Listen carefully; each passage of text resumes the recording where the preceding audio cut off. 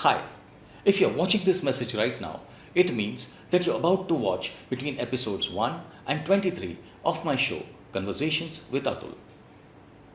Please note that when you'll be watching these first 23 episodes, you will just see a picture of me and a picture of the guest on your screen. That is because the first 23 episodes we never recorded live video. These were audio only episodes meant for Spotify.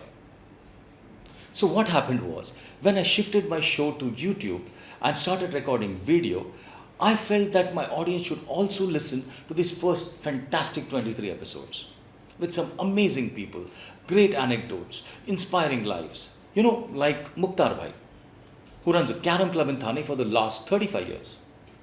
The amazing voiceover artist Nikhil Kapoor, the orchestra man Sudhir Sinha, or the whistler Nagesh Surve. I wanted you to be a part of this experience. One little thing that you will see this message that I've recorded right now before each of the 23 episodes of Conversations with Atul. So, enjoy the conversations and welcome to Conversations with Atul.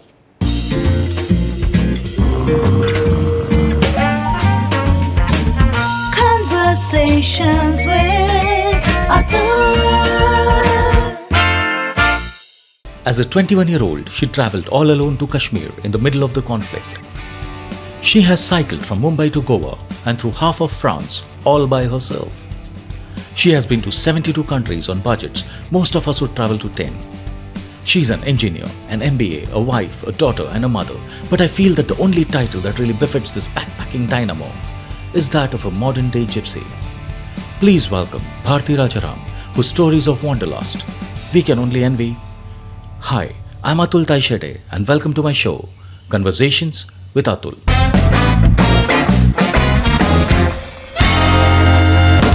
Hello, today we have a special guest, someone I call a serial backpacker, her name is Bharathi Rajaram. And hello Bharati. Hello. Welcome to the show. Thank you. So, how I remember Bharati is basically that we were in some friend's resort. She is the wife of a friend. And she said like, boss, मैं सीधा cycle लेती हूँ और मैं बॉम्बे से सीधा गोवा चली जाती हूँ on a cycle, all alone. Because I don't want all these other people with me who will, pull me down or something. And I was like zapped. Because मेरे को, even if I have to go to Pune, I palpitate. यार ये puncture हो जाएगा, ये होगा, क्या होगा. I have 20 different thoughts in my head. And there's this, she just travels alone all the way up to Goa on cycle. She travels all over the world, and she lives a life which is she's also lives a corporate life, and then she has this life. So there's this amazing thing. Do you remember this conversation or? I do. Yeah, we had met in Durshet resort of Chinmay, another mutual friend.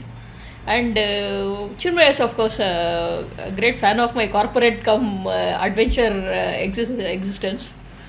So it's always been that way. Like since college engineering days, I've been a traveler more than anything else I did in my life, which includes an MBA and a corporate career full on. But my point has been, you get to do whatever you want to do in life if you want it badly enough.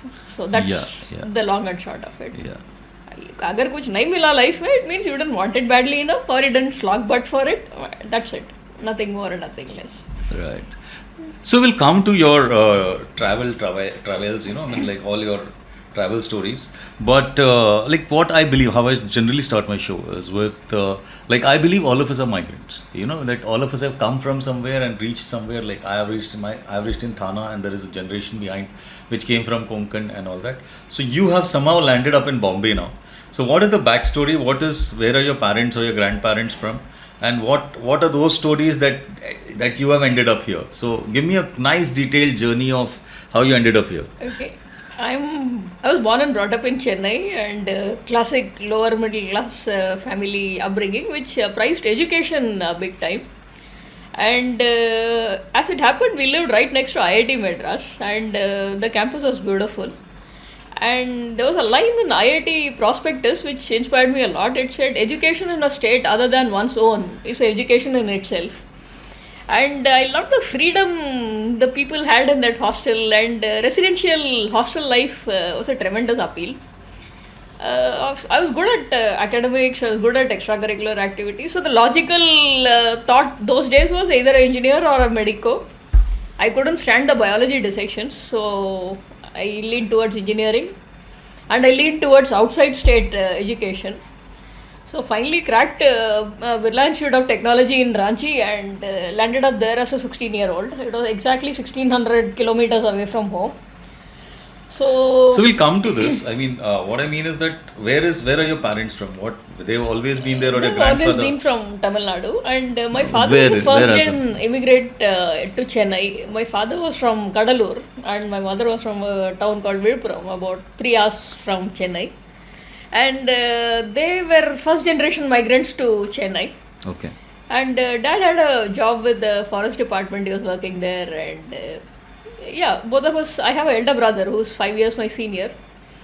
And education was always important. Like, my dad was the eldest in his family, but he made sure his 2 sisters and 2 brothers, all of them got postgraduate degrees and went on to settle very well in life. So he looked after them. He paid for their education and saw them through. Like, he funded my eldest chacha, then both of them funded my aunt, and she went on to get a double doctorate from Oxford and Cambridge. Wow. And she was 25 then, and it was such a difficult job getting an alliance for her because she was overqualified for the masses. Yeah. And even today that's an issue. It's not like, patriarchy is still not. Who qualified for her hand, they couldn't afford the dowry, so it was quite a bit of a hassle those days. But anyway, so she married well and settled well, and all that happened. She was an inspiration. Like, from the tiny village, I remember my dad. Can you give me a sense of where your father comes from? What kind of a setup? What kind of a village? My father comes from an agricultural family. He was the eldest of 5 children. In Kudalur? Near Kadalur. It's a tiny village called Kirpadi near Nellikupam, which is a sugar factory town. It's about 3 kilometers from there, but it was agricultural family. My dad finished his SSLC, and he couldn't study more because the family couldn't afford it, and he went on to work. He got a job with the forest department. So once he started working, his next brother was in line, and he went through a BCom in Annamalai University. And then he got a job. Then both of them saw my aunt through BSc and MSc. Then the 3 of them funded the next sister and the next brother, and they were all well settled later. Interestingly, how my aunt went to college, there was serious opposition at home for her to go out and study and all that. To the US? No, to Trichy. She got admission in a college in Trichy. For her? My aunt. No, to do what exactly? To do BSc Chemistry. BSc Chemistry. BSc Chemistry. So my dad said, we are going to visit a relative and we'll be back soon. He took his sister, got her admitted in the college, and came back home alone. So brother and sister pulled it on my grandmom. And then when the next daughter was due to go to college, so everyone said, okay, you also go. Like, now that the elder one is gone. Jhoot bol ke mat jao. Jana hai jao. That's how, and she was a star NCC cadet and brilliant shooter and very solid athletic background, my aunt. So with all that genetic whatever DNA, when I grew up, she was a professor in Chennai College. She was a shooter. Yeah, rifle shooter. She was a rifle shooter also. In that small town, she had learnt all this. She had learnt many things. She was a volleyball player, she was a tennis player, she was this player, that player, track field, everything. She was a star athlete. And in fact, I remember she was a professor in college, and every year she used to win a tournament in tennis. She was 6 months pregnant, and she played and she won. Wow. So that's a kind of it's extremely inspiring for you, I guess. DNA. Yeah, she was a major inspiration in my life, and she was our neighbor because we lived close by in Chennai. And her library used to give me a steady supply of books which I grew up on. And with all this, when I got through to engineering, Ranchi, nobody knew where is Ranchi, where is Bihar, and we all have this great vision of what Bihar is or North India is or whatever. Yeah, that's true. Anyway, I said, boss, I'm going, so you'll all eventually get used to it. But you are jumping puddles, I want you to pass through them. and get yourself dirty. So I'm saying that tell me a little about your childhood now. That where was school and what Childhood kind of... was Chennai largely, and except a couple of years in other minor towns. But from 4th standard to 12th standard, I've been in Chennai, and I was always a good athlete, and I was very good at inter-school oratorical contests and debates and quiz and that kind of. Went to a classic middle class school called National English School. And I was good at maths, physics, chem, and I couldn't stand biology. And therefore, I ended up in engineering because I thought it was nice to go to a residential college and have the freedom of a hostel and whatever. And once I, absolutely normal, freaked out, happy childhood. Then once I landed up in Ranchi and hostel, and I was a 16-year-old there. It was a beautiful campus, extremely beautiful campus. From the first semester, I got into a lot of activities, which is quite a typical thing in residential colleges. There is a debating club, and there is an adventure club, and there is a sports club, and all kinds of stuff. So I got into this adventure club in a big way. There was a there's a professor who was from Kumaon. He introduced me to the Himalayas, to rock climbing, to mountaineering, to trekking, and the first time I saw snow was probably then. I'd gone on a trek to Pindari Glacier with the group. So I spent more and more of my time on the Highlanders Adventure Club and less time on my electrical and electronics engineering. So the grades went perpendicularly down, and I rose phenomenally as the mountains rose, I mean. So all this mundane in the lab and viva and papers, everything went for a toss. So finally, eventually, I became general secretary of the Adventure Club. I was a top boss. And had some 300 guys in the club. So I used to boss around everyone and tell them, aisa karo, aisa chado. So I remember... No, but before you got into this travel thing, were you doing... what kind of traveling were you doing when you were in school, college? In school, we did no travel, boss. Well, like all Indian families, we went to see our grandmothers and once a year in summer vacation. And we went to see our mama's house or auntie's house, and we got a dress at the end of the visit. We were very happy. So that was the only traveling we did. And once in a few years, we went to one Kul Devata where everyone broke a coconut and gave us a bit of coconut. We were very happy. That is the only travel we did in our life. And that's the only travel families could afford to do those days. This was the days before the great sumo and disposable income, basically. Nobody had money to spend for travel. So in the last century, travel essentially meant you went to your native place, or you went to some pilgrimage. Every summer. Every summer, same mamas, same set of... But the good thing about those days was it gave you a nice bonding with your cousins. Right. So I'm still close to all my mama's kids and uncle's kids and auntie's kids and chacha's kids. And so that gen bonding was something else, which I miss for my daughter nowadays, because she hasn't had that kind of closeness with her cousins that I enjoyed at 2 months in a year. But anyways. Then even people used to just drop into your house, Abhi to nahi hota hai wo. But like in my house in Thana, it's like 200 to 50 square feet, 300 square feet house maximum. Always कोई गांव से 4 लोग आ गया. Then they're staying with you for like 8 days, 10 days, 20 days, whatever. Every time I went home from college to my house in Chennai, which was a 300 square feet tiny hall, a tiny bedroom and a tiny kitchen house, there would be some kid studying, doing some computer course, appearing for some exam, some stranger who had to get something done in Chennai, some relatives, cousins, acquaintance who had to get hospitalized, so the whole family would camp. But that kept the community feeling alive, right? No? It was also, it worked both ways, right? When you needed something, you could walk into their house and get the same kind of or similar service or whatever. So my house was like a chowdhury. At any given time, there were tons of people there studying, working, or hospitalization or something. So I grew up with in a small lower middle class family kind of setting, where people were welcome, and my father and mother, they drew tremendous respect within the family circle as helpful people and sensible heads on their shoulders. And mom was a very good student. Unfortunately, her village, when she grew up, was 2 kilometers from the school. Okay. So my grandmom, out of a misplaced sense of concern, said, "Arey yaar, once you know how to read and write, it's enough, and education band, because it's difficult to Yeah. it's difficult to travel 2 kilometers every day for a small child. So that is when I figured out what I well meant is not necessarily the best thing for you. Right. My grandmom probably meant well for the child, but it was sad ki the education got hit. So my mom had studied only till class 6, and it stayed with her all her life because she walked into a family where everybody was working or well educated or whatever. So somewhere my mother had it very keenly in me, for me, that I should be independent and working and well educated, and that was very clear. Okay.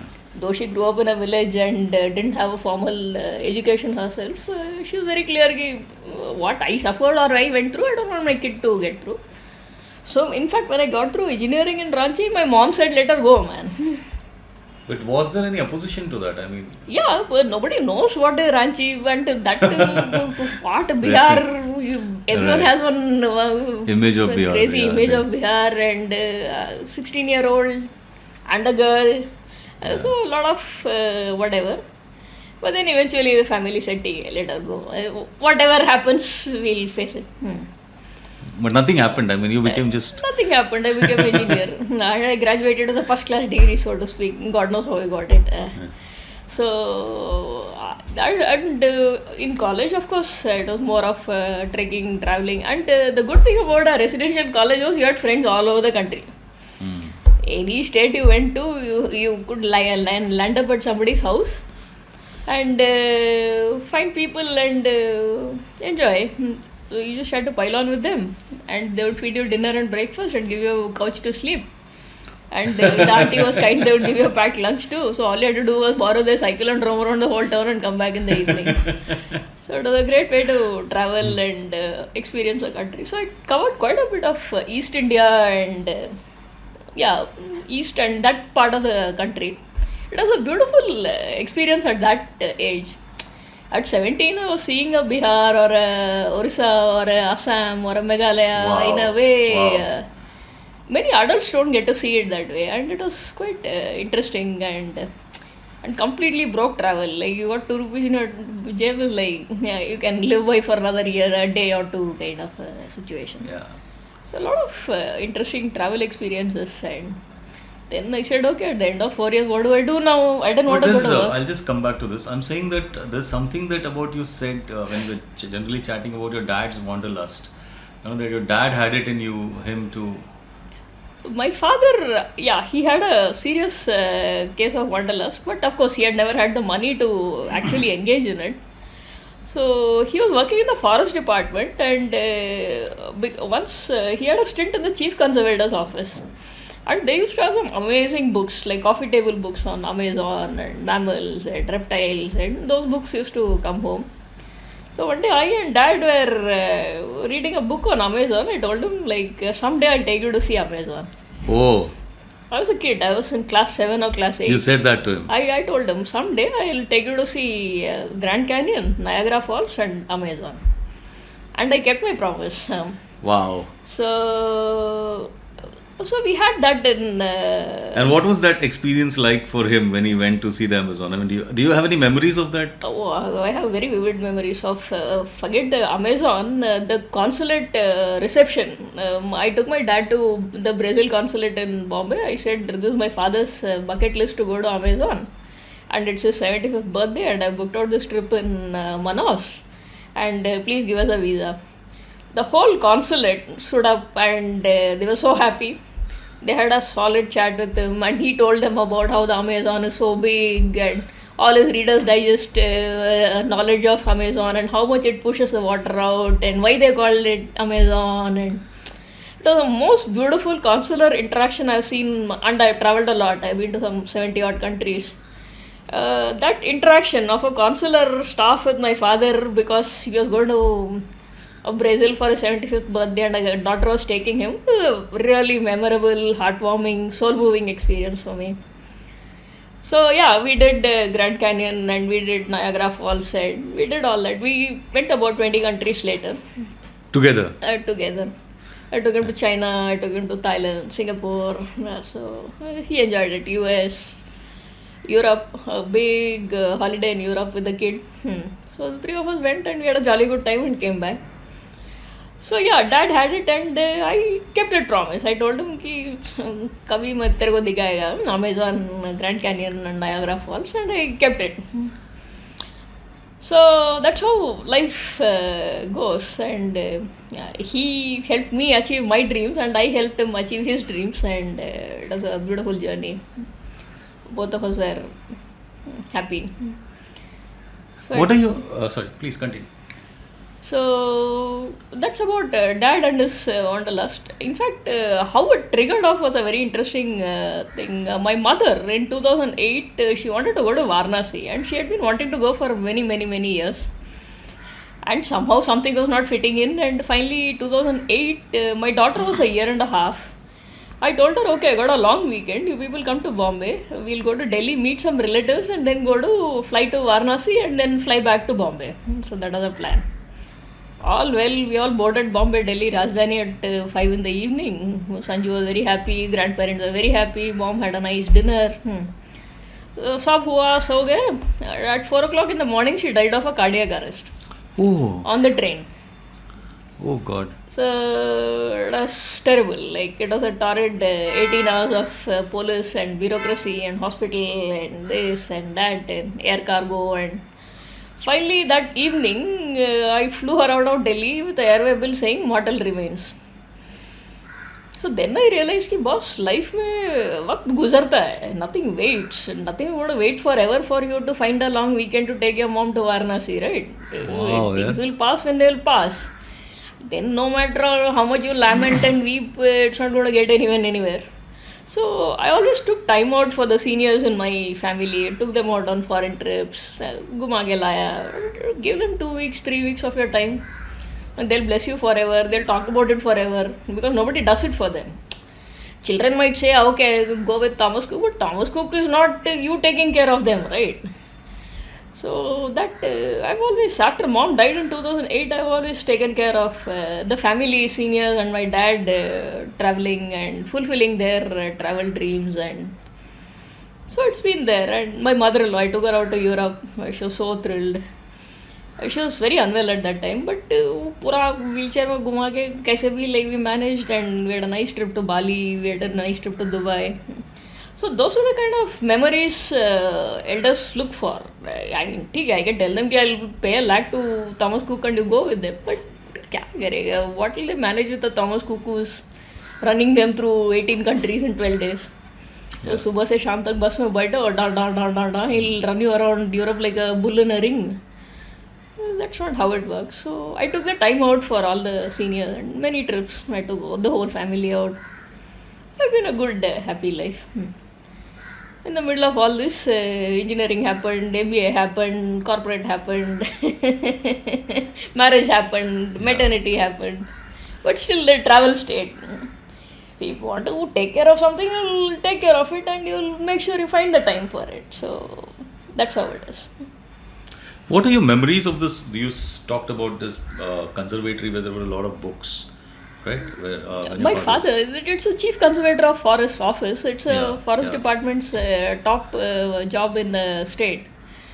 There's a lot of, it's in Chennai. In fact, every state would have a chief conservator of forest. There's technically supposed to be conserving the forest, but unfortunately it doesn't happen. So my dad was a clerk with the forest department, Tamil Nadu forest department, and he was into audit later and various clerical cadre jobs. So, but the good thing was I got to see a lot of wildlife sanctuaries in Tamil Nadu because of his being there. Like, so he could tell me where to go or what to see. Did a lot of hiking in Tamil Nadu. Got some very interesting reserve forests and stuff like that. Got some beautiful birding. If people know where to go and what to look for, they can have some very good wildlife breaks in that Tamil Nadu, Kerala, Western Ghat region. Some really good spots. So that is how it was. And you traveled a lot with him then, I mean, oh no. No, not much. I didn't travel much with him till about 2008 after mom's debacle. That's when I started traveling abroad with him. Domestic, see, यही होता था कि college, you assume they'll be there forever. That is what happens with all of us. So you're out with your friends, you're out with your gang, or you're climbing some mountain somewhere, which holidays they don't fit into. So my holidays in college or later when I was employed was always I went home for 4 days. By the time the hello highs and meeting Chacha and Bua ended, it was time to go back. And I also had this problem ki once I finished studying and started working, everybody was after me to get married. So I had to make my stay in Chennai strategically short so they wouldn't get on my nerves for too long. So every year I would tell them, take it, next year I'll get married, okay, bye. I did that successfully for 12 years. Then 30, I was 36 when I got married. So every year they tell me get married, now I tell them, take it, next year I'll get married, okay, next year, paka. So that's how it went. And 35, yeah. When I was 30, I took a big sabbatical. I decided to take a 1-year sabbatical. I just cleared off my home loan. I had a nice PF corpus. I had worked for about 7 years then. I said, boss, I'm going to take 1 year and I'm going to roam the world. जेब में 4 लाख है. एक साल निकल जाना चाहिए for a budget traveler who doesn't drink. निकल जाएगा. So I went to Switzerland, I went to Singapore, I went to Thailand. I spent some 8 weeks there. I skied in Oli, I trekked in Bhutan, I went to Lakshadweep. Did a lot of cool stuff. 10 months, like absolute bliss. I had 3 months nicely in Thailand, Laos and Cambodia. फिर जेब खाली हो गया. Usual story. So then I came back to India. I stayed with a friend in Bombay and in 2 months I got a job. Dr. Reddy's Labs. So then I went to Hyderabad. I told them like I took a holiday, I took a 1 year break and I roamed around the world and this is what I want to do in my life. So now I'm broke, I'm back to working. This is awesome. Aajao. Said Aajao. See, actually one thing I realized, people who travel like me, we spark off a lot of yaar, kash, like I wish I could do it to feeling in people. I've seen that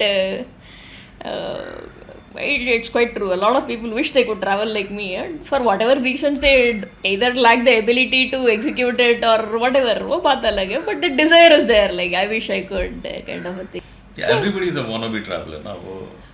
See, everybody's heart wants to break free from whatever mundane shit they're caught up in, right?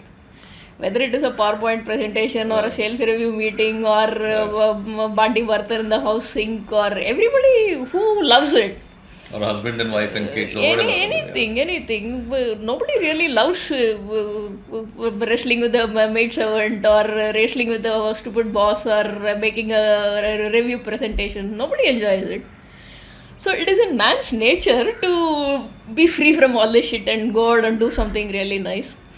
But then the next question is the ability to execute. To plan and then to execute.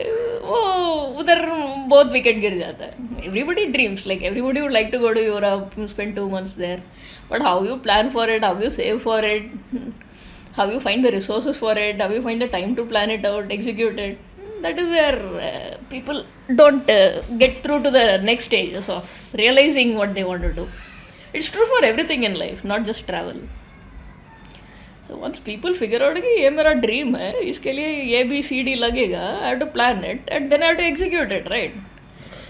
So if you can't take it through to the logical stage 4 of finish line, then whether you run 2 kilometers in a marathon or 5 kilometers, you aren't finished, right? You aren't finished. So I take that attention to detail and finishing very seriously. Plan, and I always have long-term plans. Like I have a holiday calendar for the next 5 years. I know what is going where, what I want to do next. So I'm always on the prowl for a deal. There used to be an airline called AirAsia. Yeah. And they used to have a sale 1 year in advance, non-refundable. You'll get very cheap tickets, but if you cancel, you won't get 1 rupee back. Fair enough. You can't have both, right? You can't decide that I'll go tomorrow, but I want the lowest airfare. So if you could commit to those airfares, you could really. I went from Bombay to New Zealand for $12,000 return. Wow. Okay, and I did the same with Sydney later. And half my passports I owe it entirely to AirAsia sale. There was a time when Bombay to Kuala Lumpur was 400 rupees. Really? Seriously. And 1600 for the other way around, or the other way. Bombay to KL was 1600 and KL to Bombay was 400. No, whole family tree, I took them to Kuala Lumpur. It was cheaper than flying to Chennai. I said, तुम लोग Chennai से Kuala Lumpur आ जाओ, मैं भी उधर ही आती हूँ. We'll all roam around and go back. It's cheaper. So my passport is full of Malaysia stamps like AirAsia, AirAsia, AirAsia. So, Sorry, go ahead, please. So, if you gotta have a plan कि ये करना है and कैसे करना है, then 1, 2, 3 falls in place. That's how it works. Anything in life, not just travel. So how have you I just want to go back to your college days.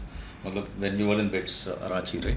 So what actually happened there? Like you got in and then you suddenly saw this, there was this sense of freedom from Chennai or freedom from a certain kind of... It was freedom from home. It was my first bank account. I had a bank account in my name. I could write a withdrawal slip and get 200 rupees out of it. For the first time in my life, I was out on my own. I was handling my relationships with people. I was handling money. I was handling multitasking. I was managing my money, managing my equations with people, holding my temper in. At home, I never learnt in 17 years what I learnt in BIT in 1 month. At home, everything is sorted, right? You wore a uniform, you went to school, you came back, and probably the only accountability I ever had at home was getting a decent top 10 mein rank aana chahiye, bas, top 5 rather. Other than that, there was no accountability at home, right? Mom took care of the kitchen, dad took care of the finances, and you knew everybody knew you. So there was no relationship building. You all grew up since the time you were in kids and diapers, so the relationships were there, and there was nothing, whatever. But the minute I went to Ranchi, I realized that, boss, there are 500 people, and I have to learn how to make friends.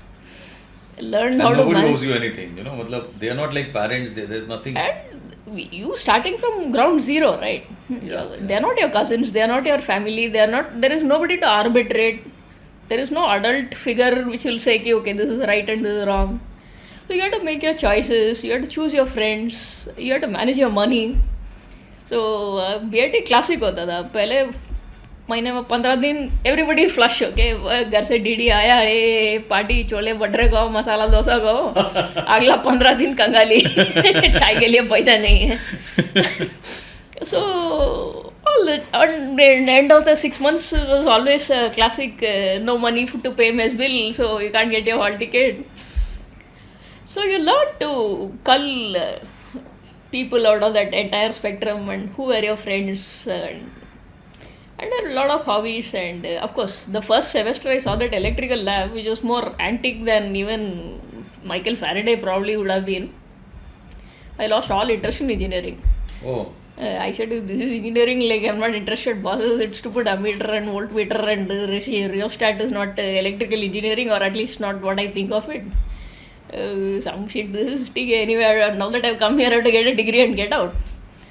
So all my energy went into BTN Nature Club and bird watching and photography and travel and hiking, and I was a star rock climber in the class. Or I did my mountaineering, I did all kind of mad stuff.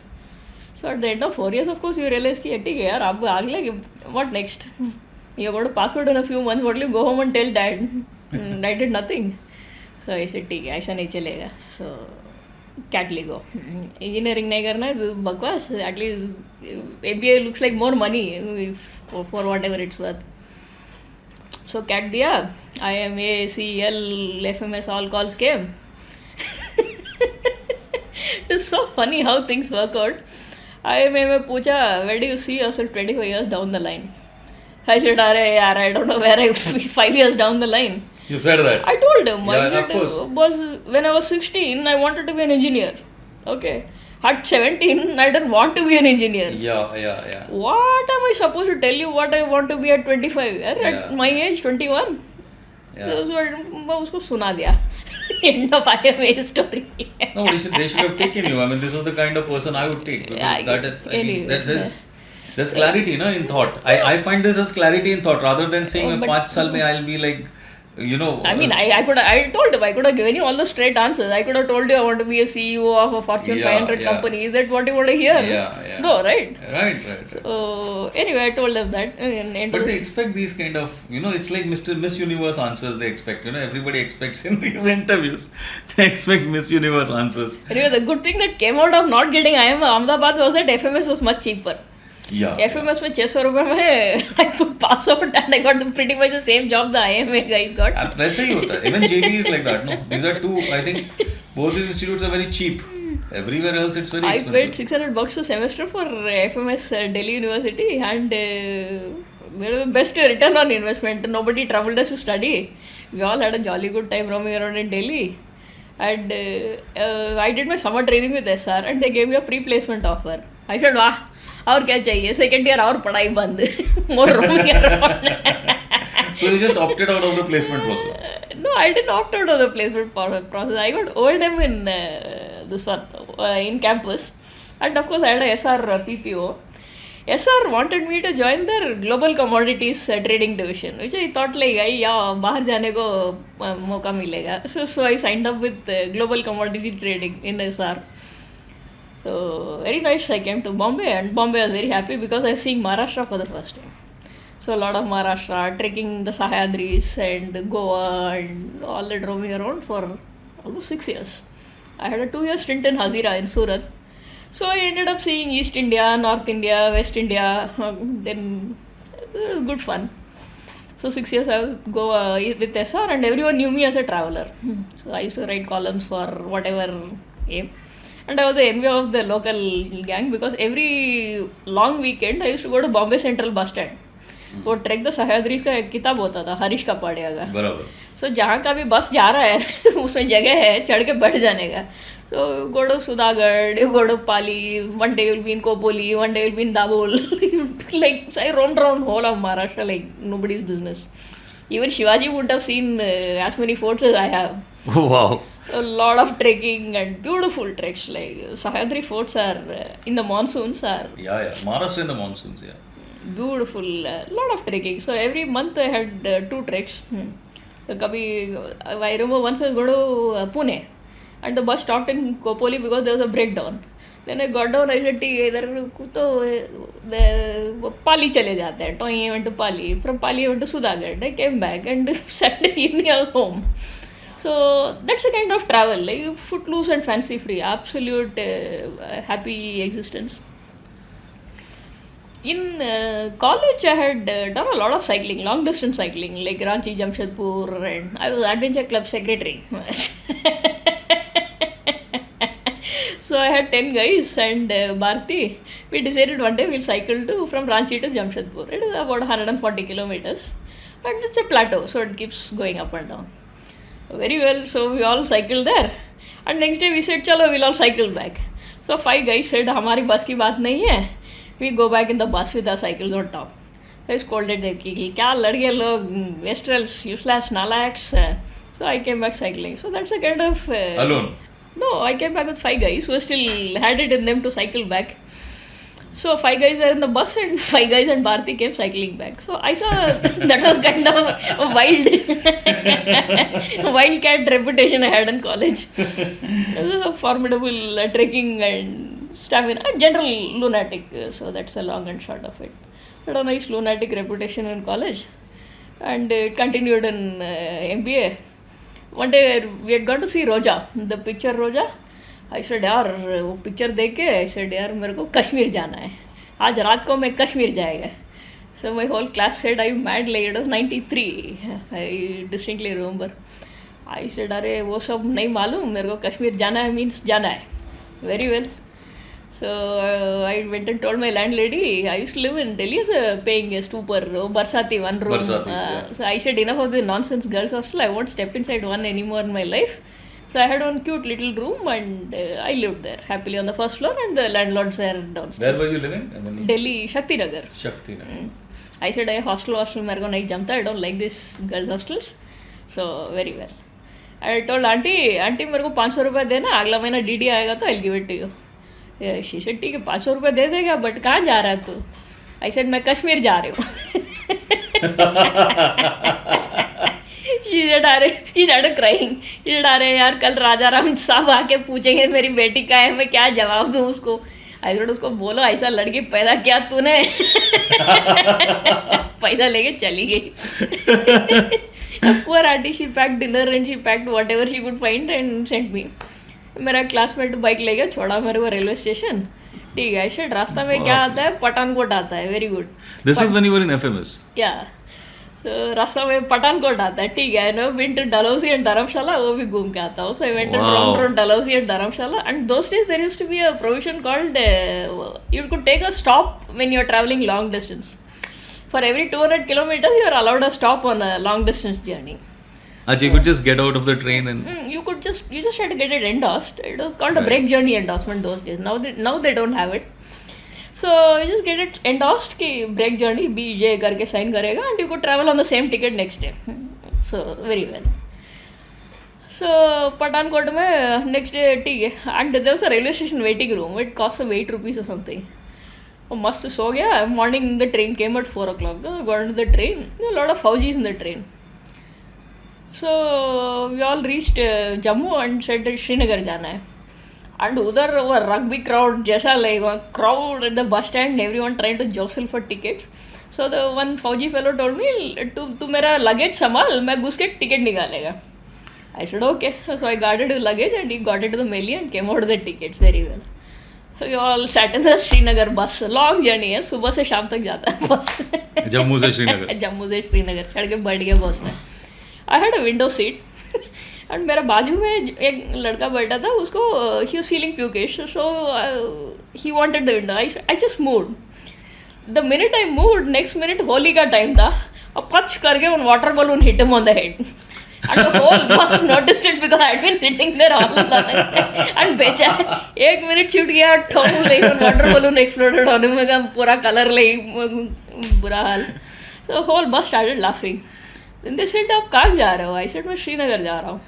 Said कौन है आपके साथ? I said कोई नहीं, I'm going alone. Oh, the whole bus went on tizzy like. Then they said एक काम करो, बनिहाल में checking होगा. All the men will have to get down to get checked. But the women they stay in the bus, so you quietly sit in the bus and don't tell them you're traveling alone. Very well. So all the men got down and Bharti quietly आँख बंद करके सो गया बस में. तो Banihal checking हुआ, पार हो गया. Very good. So that first view of the valley of Kashmir from that height, I'll remember for a very long time. When you are entering Kashmir. But isn't Jammu similar? No, it's not. No, Jammu is very different. The Pir Panjal range, which divides Kashmir and Jammu, the regions, very different geographies and culturally, ethnically, everything is very different. So, Srinagar पहुँचे, solid curfew. Curfew एक बात है. They had burnt up cinema theater. Theater जल रहा था मस्त. And gunfire everywhere. Tadam, dudum, tadam, dudum. Wow. This is what year? This is 93. Roja picture के बाद 93. Because you saw Roja. This is all this happening because you saw Roja. Because I saw Roja. I said Kashmir जा रहा हूँ. Okay. So now you are in Roja now. Suddenly with gunfire and theaters burning. So the people in the bus told me all the hotels are closed or they have been commanded by the army. There is only one hotel open in Lal Chowk. And we'll drop you there and देख लेना, be careful. I said okay. So they said road का तरफ का room मत लेना. I said why? Gunfire होता है. सही है बेटा. So 2 Kashmiris came with me, dropped me at the hotel and then ran home before the curfew kicked in. It was 6 o'clock curfew. They are nice people. So hotel में, big hotel, like about 100 room hotel, no electricity. And there was only 2 rooms occupied. One was Bharti and another one was some teacher from somewhere. 100 room hotel, beautiful hotel, lovely chintz curtains, and the dining room. It was so eerie. There was no electricity. I said, dinner क्या मिलेगा? He said, all I have is curd and rice and eggs. Okay, anda burji, curd and rice and salt. And one candle. It was so mind-blowing. It was so mind-blowing. I said, "ठीक है." And that was a full moon night. The Holi ka time tha, like it was a full moon night. It was so eerie. Whole night I could see fires. I could hear gunfire. And the moonlight and the dark curtain wala room in the play is like something else out of the world. It's one journey I always remember. So then we said, okay, ठीक है. Next morning, morning it was still okay. No, mornings were fine. So then I went around, found a houseboat, round around Srinagar, went to Pahalgam, Gulmarg, did everything. Then I came back home. So that kind of journeys, that is the first time I realized, no matter what people tell you, don't travel, udhar ye hai, wo hai, na, you go, you'll have a good time. People will be nice to you and you will get everything for a song. The houseboat I stayed in, I paid 30 rupees a night for him. Okay. And it was authorized to collect 1200 rupees 4 years back. Oh. Okay. I saw Dandaga Chopat. So 30 rupees में you were living there? 30 rupees I was living there. I told him, Dek, I'm very sorry, I'm paying you only 30 bucks. That's what you asked me, I'll pay you, and I'm a student now. But soon I'll be working in SR, I'll make lot of money, I'll send you 20 rupees extra money order then. Out of my kind heart. Okay. So when I started working, one day I made out a nice money order for 60 rupees and sent it to him. So he said, 30 rupees de dena. I said, 30 rupees de dega main. So we agreed, but then it was such a beautiful houseboat. I was the only one there. Beautiful, lovely boat, like by the Jhelum river. And Rojo, the family used to feed me complimentary breakfast. Though extra naan mein kya jata hai. And raat ko they used to give me a rajma chawal for 5 rupees. Okay, very well. So for 35 rupees I was well fed. And in a houseboat. 35 rupees in a houseboat. Well fed. मस्त खा P के दिन भर घूमने का वो town बस में बैठ जाओ 5 रुपए में इधर 5 रुपए में उधर get wherever you want. So I had a good time. I went to Pahalgam, I went to Gulmarg, very happy. So I came back to Delhi. I told my classmate, hey, देख मेरा honeymoon Kashmir में होगा. My classmate said, साली तेरे को अकेले जाना पड़ेगा और कोई आने वाला नहीं है. But that was the first time I realized all the people who shout no fear and अरे क्या होगा किसको मालूम यार. You could sit in a house and the roof fall on your head. No, there is no answering क्या होगा कैसे होगा whatever. So I have always had this streak of fishing in troubled waters for travel. That travel is cheapest when such calamity is happening on a big scale. Same thing happened with the Antarctica deals recently. So COVID karte, nobody is traveling, and all the bucket list trips in the world, you can do it for a song now. Absolute right. Song. Right. So that's how Antarctica happened. I was looking around, COVID, all cancelling, cruises cancelling, airlines cancelling, people can't travel. So I got a half price deal on the Antarctica cruise. So it was going to Antarctic Circle 9 months later, and the person, whoever had booked it, he said, Aadha paisa if I get, I'll transfer the booking and go. I can't travel in this COVID, whatever. Fair enough, I picked up his booking. And I paid for it in June 2020. It was supposed to travel in March 21. My cruise. It was going to the Antarctic Circle and back from Ushuaia. So very nice. And of course, March 21, again Argentina was closed, again COVID, again cancellation. The whole season was a wipeout. Then the cruise company said, okay, come back next year and I'll give you a free upgrade to include South Georgia and Falklands and everything. So it was a 19-day trip. My 12-day trip, which I paid half money for, became a 19-day trip. I said, awesome, yay.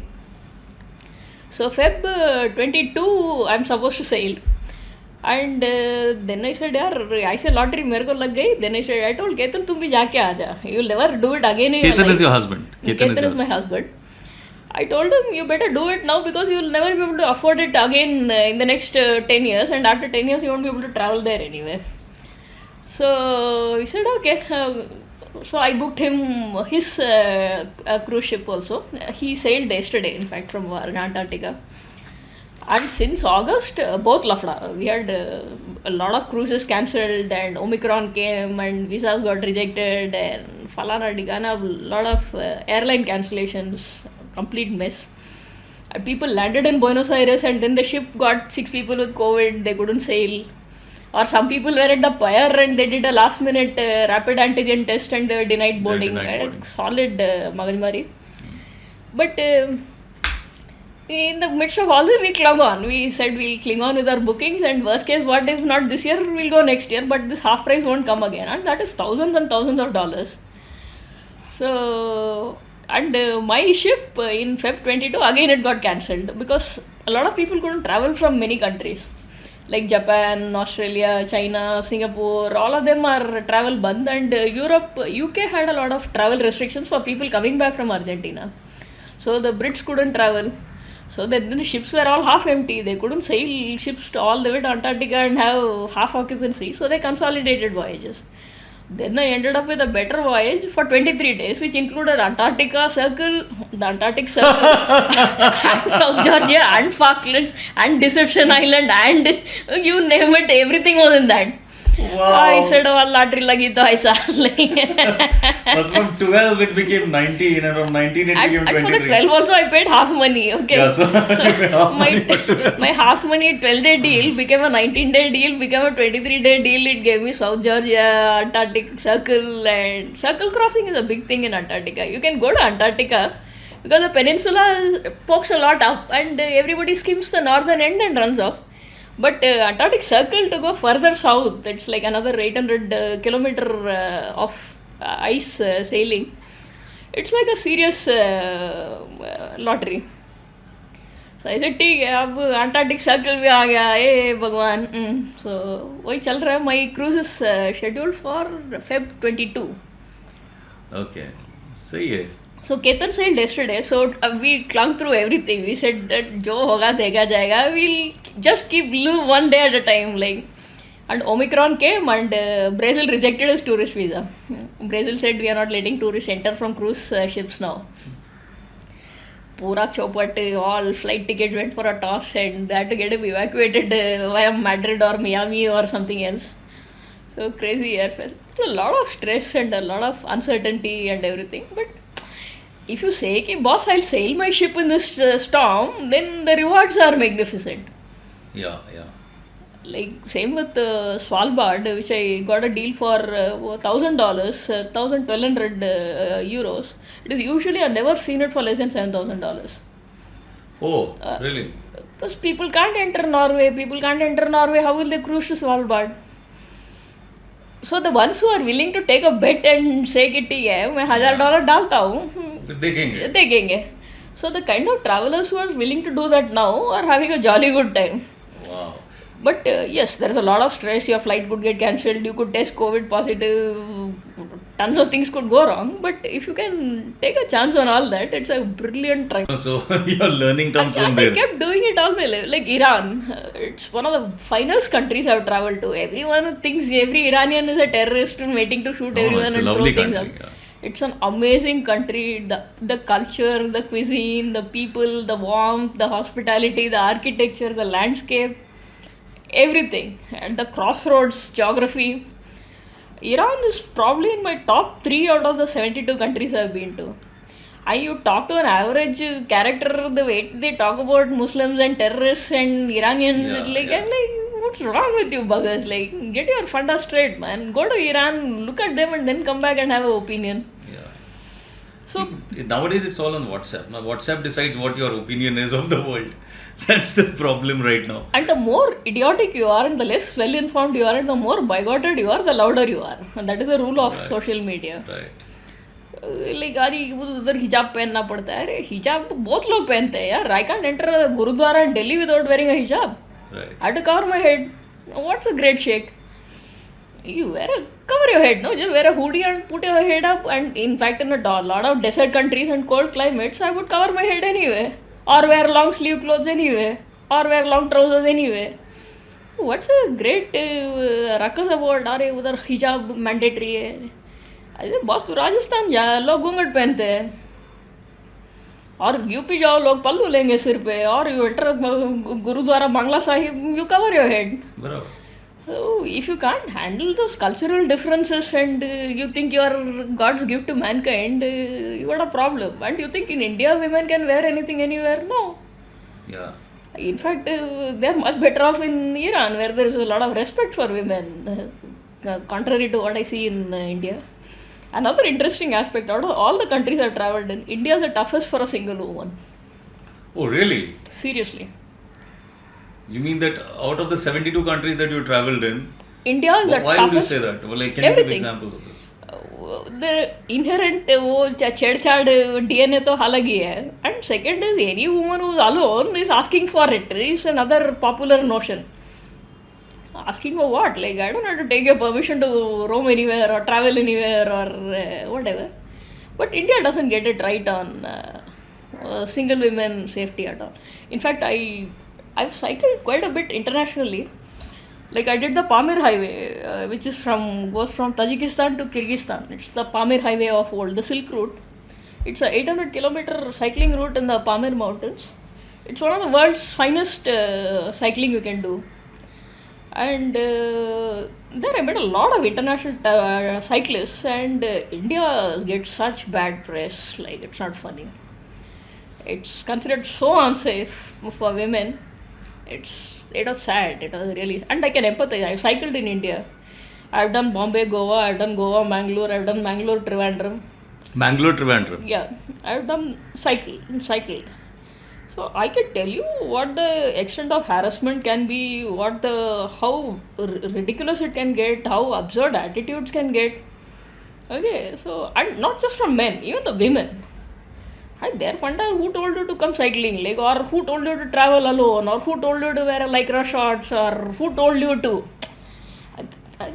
Which is ridiculous. If I'm cycling, I shouldn't have to take permission from every tapori on the road, right? Yeah. So that is entirely lost on Indian psyche. Very unsafe. Not fun at all. Like what happens? I mean, like, can you give, like when you're traveling from, say, Bombay, I know that you're traveling from Bombay to Goa. So like it's how many days were you cycling to go from Bombay to Goa? Bombay to Goa, I had company. Ketan was with me. And we were there for fourth day. He had a crash. He crashes. Uska brakes failed. Both his brakes failed, and he was down a slope. And he went zoom, zoom, zoom, zoom, zoom. He went, and end of the slope there was a village, and udhar ek bada speed breaker tha. So he went flying and crashed. Luckily he was fine, and the cycle got totaled. So I said, okay, we'll reach Ratnagiri and you and the cycle go back home and I'll continue to the finish line. So I put him in the bus nicely and sent him home, and I went ahead to Goa. So that's all alone? No, I went alone. A classic travel story of mine in 96, I went to Kerala for a 2-week holiday. No hotel would give me an accommodation at night. Because you're alone? Yeah. Funda clear. What the Srigal andaradalla. Single women we don't accommodate. 15 nights I didn't have a hotel. 15 nights you didn't have a hotel in Kerala? In Kerala. Which city? Everywhere. North to south. Okay. And I said, "Theek hai, I'll show you what I am made of." Every day in North Kerala I used to take a night train, sleep in the train, get down in South Kerala, roam around the whole day. Evening repeat the same. Take an overnight train in South Kerala and go to North Kerala and repeat. I did that for 15 days.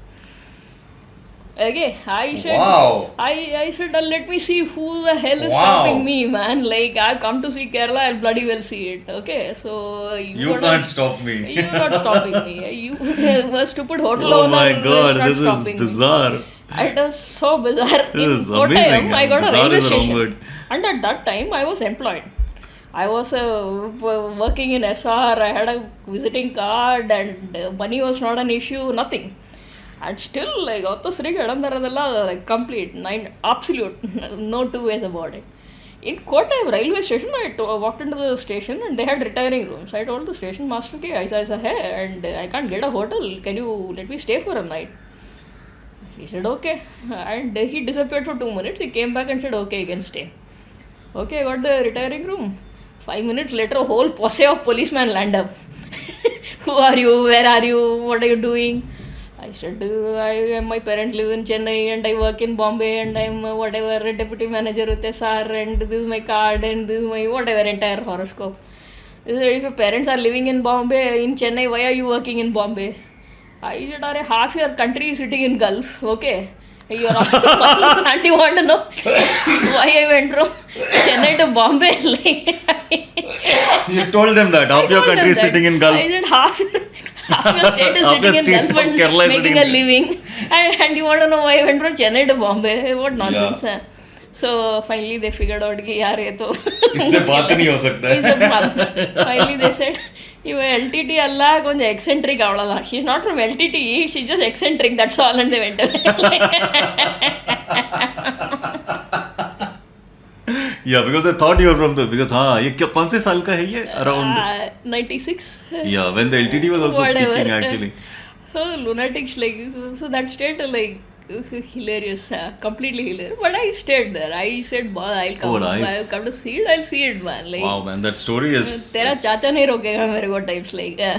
So, What a story, man. I mean, that's what I'm telling you. I start palpitating if I have to go to Pune from Bombay. I said, यार गाड़ी खराब हो गया तो ये हो गया तो पंक्चर हो गया तो, and like all of life is how much energy we feed to our fears versus our possibilities. Yeah, but I don't have other fears. Like I just quit and I did whatever I wanted in life. I'm saying, but like In travel any is situation. something. Is like, boss, अरे ये होगा ये होगा. I'm like, ये होगा, it's वो moving in होगा, 10 ये different होगा. directions. It's yeah, but I mean, अरे ये होगा तो क्या होगा, ये होगा तो once we were roaming around in Satyamangalam, a beautiful dam there. Said अरे कुछ हो गया तो कुछ नहीं होगा यार. कौन बोला तेरे को? The people who were traveling, I was alone. So they said अगर कुछ हो गया तो I said अरे nothing happen, just be sensible, don't do stupid things like landing in a shady town at 12 o'clock in the night and roaming around looking for Akko. Don't do that thing and you'll be fine. नहीं अगर कुछ हो गया तो I said I'll go to a doctor and have an abortion, na? Big deal. So they all fled like. अच्छा अगर कुछ हो गया तो they mean it in that sense कि कुछ अगर कुछ हो गया तो अरे अगर कुछ हो गया तो क्या है, like I'm not going to kill myself, no big deal. If I get raped, I get pregnant, I'll get an abortion, go. So I told her go to a doctor and get an abortion. So they got so scandalous, they left me and ran away, everyone. So the point is it will be nice to people, but finally tell them yeah, finally they can get on your nerves. Yeah. Don't get on my nerves. And you don't want to travel, am I forcing you to travel? No. I like traveling. Why chew my brains? अगर कुछ हो गया, अगर कुछ होएगा तब देखेंगे ना. So that's. And you've already seen Kashmir with bullets flying all around you. Good fun. You've already seen. I would just like to come back to this one thing where you just used to sit in a Maharashtra bus, any bus. Oh, that was lovely. What was that? How did you think of this? I mean, There's a book called Trek the Sahyadris by Harish Kapadia. Okay. It was a Bible for all Maharashtra and Sahyadri trekkers. So that book used to be available in Bombay Central में वो A.H. Wheeler bookshop होता था. So I picked up that book very early because some Maharashtrian trekker told me about it. And it had various sections. It had entire Maharashtra divided in about 10 sections with forts and maps and everything. It had tons of treks in each region. So all I had to do I had second and fourth Saturdays off. So I used to travel on those days. Baki Sundays I used to be in Bombay. So the simplest way to figure out कहाँ जाना है, go to Bombay Central and see which bus is going where and open that section of Kapadia and go there. Serendipity, like I used to have amazing fort discoveries and hikes and treks and very beautiful. In fact, I traveled quite a bit of Maharashtra. When I met Ketan, he told me, "Have you been to this fort?" So for every fort he named, I threw 10 names at him. So, I've been to this fort, I've been to that fort, I've been to like he got embarrassed like oh, poor Maharashtrian like.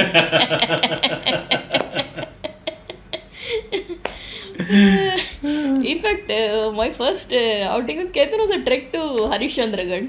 I read about it on So tell us that story. We got very late and we left late and we got stuck and we slept in the mountain all day, all night. And next morning we climbed up and reached and came back. Then I was, as part of my 1 year sabbatical, planning to go to Everest Base Camp, which is a long trek, 2-week trek. So I told Ketan, you want to come along? So he said, "ठीक है." I was a complete novice trekker at that time. And I said, "Okay, I'll meet you in Kathmandu. Aja, I'm coming from Southeast Asia. I'll come via Calcutta. I'll see you in Kathmandu." Ketan got a bag which is bigger than me and he filled all kinds of things in it. And I looked at a bag, I said, "What is this? Like, dude, throw half the things out, otherwise you won't be able to walk." So he threw half the things out. And then we had a glorious trek. It was a 23-day trek. and very beautiful. Like, it's probably one of the finest treks in the world, Everest Base Camp, those days. And we did a longer circuit and went to Gokyo and we came back. And then next 3 years we continued traveling and backpacking together, and finally we got hitched. So that is a trek. I have very fond memories of Everest Base Camp. Beautiful trek, beautiful, absolutely beautiful.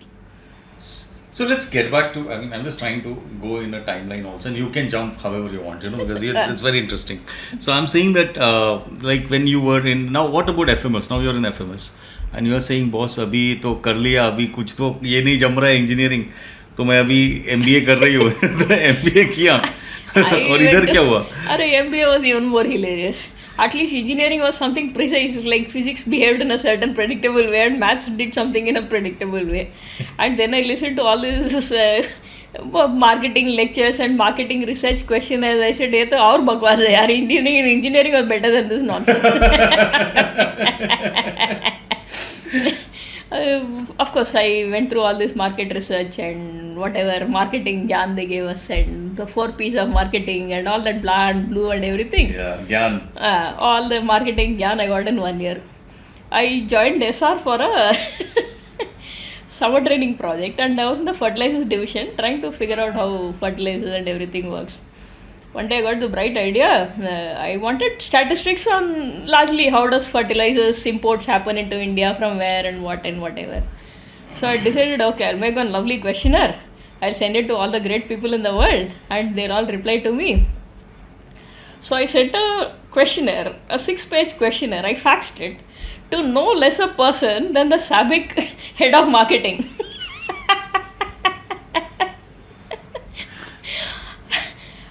Like, it was so funny. I called them up. I said, can you switch on your fax machine? They said, boss, we are SABIC and we have some 100 fax machines all over the place. Whom do you want? I said, I want your head of marketing. SABIC, I mean, it's Saudi Arabic Basic Industries Corporation. Achha, One of the okay. largest corporations of Saudi. Okay.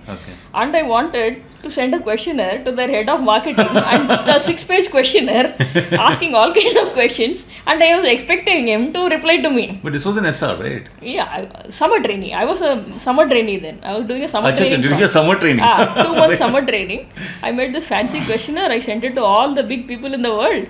And I told them, like, listen, I want Mr. Saleh Al Shabnan. I want his fax number. And so I sent in the questionnaire. Then, obviously, nobody cared. Why would anyone care? I'm such an idiot. So, fine. Then I became smarter. Then there was a IPL office right across from my office. Nariman Point mein, IPL is Indian Potash Limited. So I walked in there. I walked into the MD's room. I said, aisa hai. And he had a daughter who was also doing an MBA. So usko bahut pyar ho gaya. So he sent me to Kandla, not Nausheva port, and he put me through this CNF agent who gave me all the data I needed. Okay, then I decided all the question, market research is all bakwas, man. Like, what works is you're being able to walk into a MD IPS office and get the info. Get the info or work done. No. Yeah. So second year और पढ़ाई गया. Anyway, my view on MBA, for my personal view on MBA, is that first it's a BCom course, you know. मतलब जो भी सीखा था ना हम लोग 11-12 BCom में इसमें से काफ़ी कुछ सीख लेते हैं. Secondly, you are learning like any MBA, any the best and the worst or whatever that is, you are like learning like 40 subjects in like 18 months. Which is too much time if you ask me, because we all studied only for 6 days before exam. So I don't see why we spent so many years. I'm just talking from a learning point of view.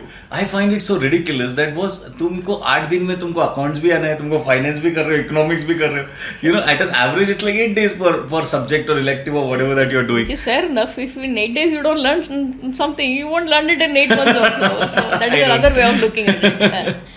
Anyway, I mean it's like I find it ridiculous. I mean economics क्या पढ़ेगा 8 दिन में और accounts क्या पढ़ेगा? But so it's generally a general thing कि कुछ करके basically it's an employment exchange. That's how I look at it. Absolutely. Yeah, it's nothing more than an employment exchange. In my second year, I said, there are market research, whatever you taught me is bakwas.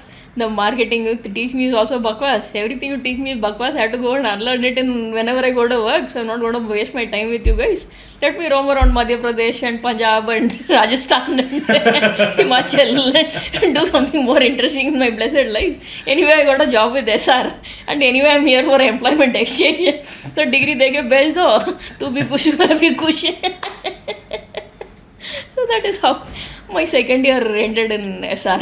The only noteworthy event was a placement, and I got a job with O&M in campus. So, but they were giving me accounts. No, they giving me something in I don't know what. Servicing.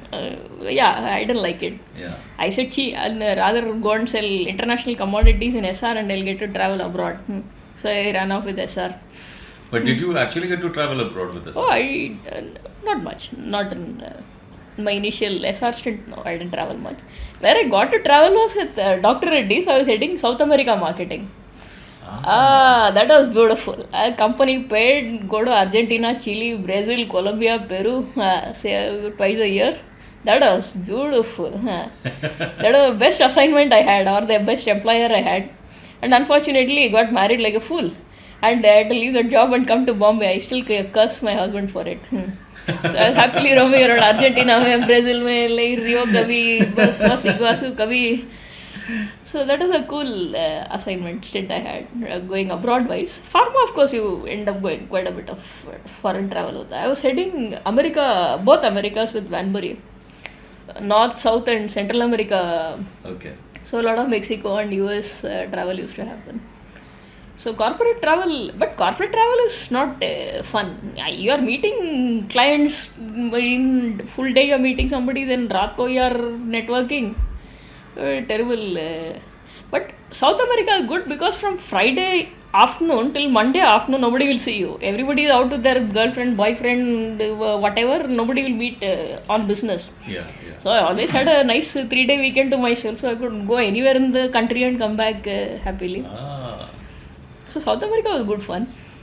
But generally companies will send you on a help you used to reach go on a for- Monday morning and get you back on Friday night. No, but South America I can't do that. No, एक महीना के लिए जाके वो 5 country घूम के आ जाओ. No, it's more silly paying for a ticket to up and down than afford my weekend there.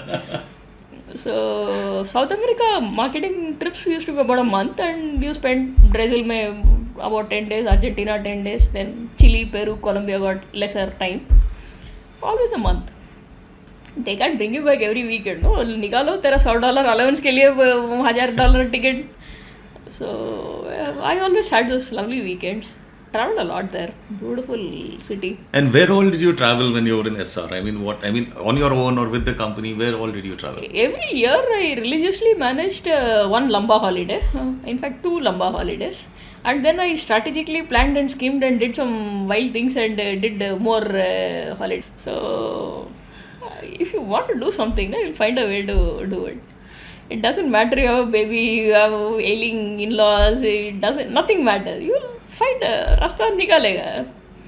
अगर नहीं करना है फिर excuse भी निकालेगा. So that's precisely how anything works in life. So every year I manage one long trip, one seriously long trip, one small trip. And even with Sanju as a toddler, as a baby, her leave is very predictable, right? You know when the summer holidays, you know when the... Right. So 9 months pehle you book a ticket. Someday when boss is very happy, you tell him, boss, मैं अगला April I am going somewhere for 5 days. They don't have visibility on अगला April में क्या होने वाला है. So they'll say yes. And then book your ticket, get your attendance request signed. That's it. And then nobody took us a foreign trip at the last moment. Normally not. बराबर. So निकल जाते थे हम लोग. My trip used to be planned years in advance. And because I planned so much in advance, everybody in the team had to align their schedules with me. I never had to align my schedule with anybody. I said, boss, beginning of the year, Bharathi will tell them, मैं November 24th को नहीं हूँ, August 23rd को नहीं हूँ. So then everybody has to react to my planning, not the other way around. That's a very sensible way to handle taking your holidays in a corporate setting. And even those stories that you told me about when you used to go to company interviews and used to tell them that I have a fiance. What is Oh, that? that is just every Indian employer thinks unmarried girl shouldn't be hired because she'll get married soon and go away somewhere to a sasural.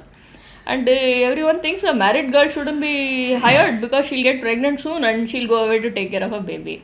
It's a very practical Indian problem. So every time when I was in my bachelor days, I had an employer, I used to tell him, don't worry, I found a fiancé in your own town. And he lives here, he settled here, he's chalawing that kirana shop in the next street.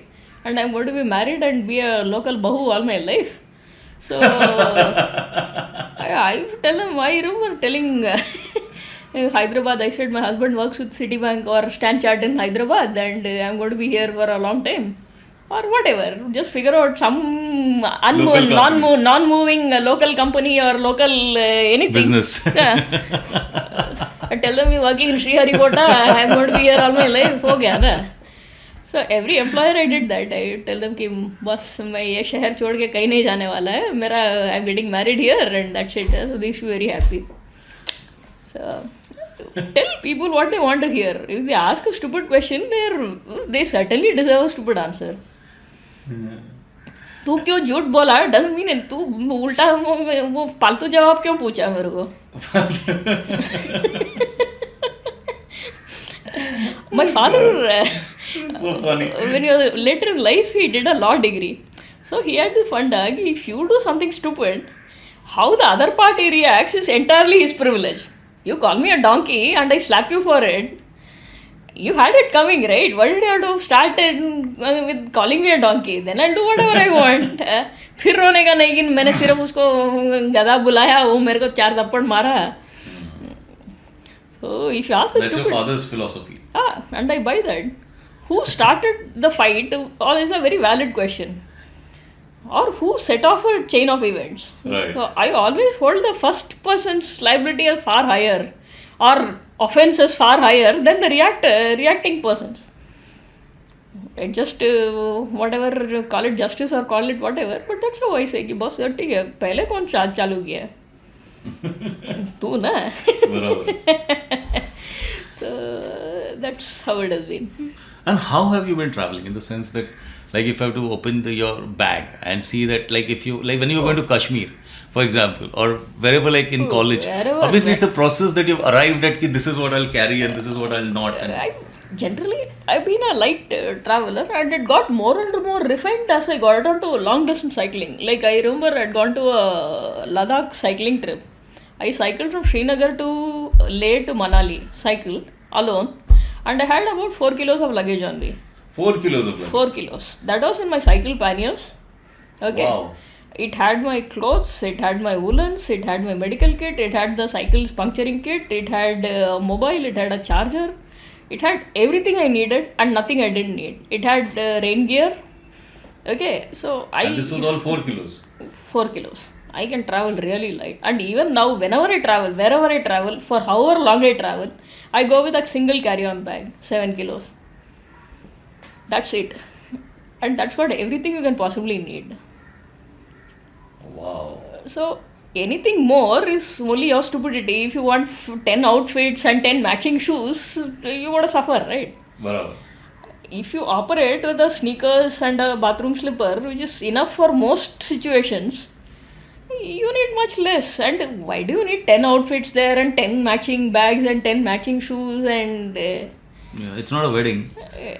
And even if it is a wedding, it's not my wedding, right? Why do I dress up? Even my own wedding, I didn't dress up. So why will I care for somebody else's wedding? Like, so like, I have a small bag. I have a carry-on size, and that's what I travel with.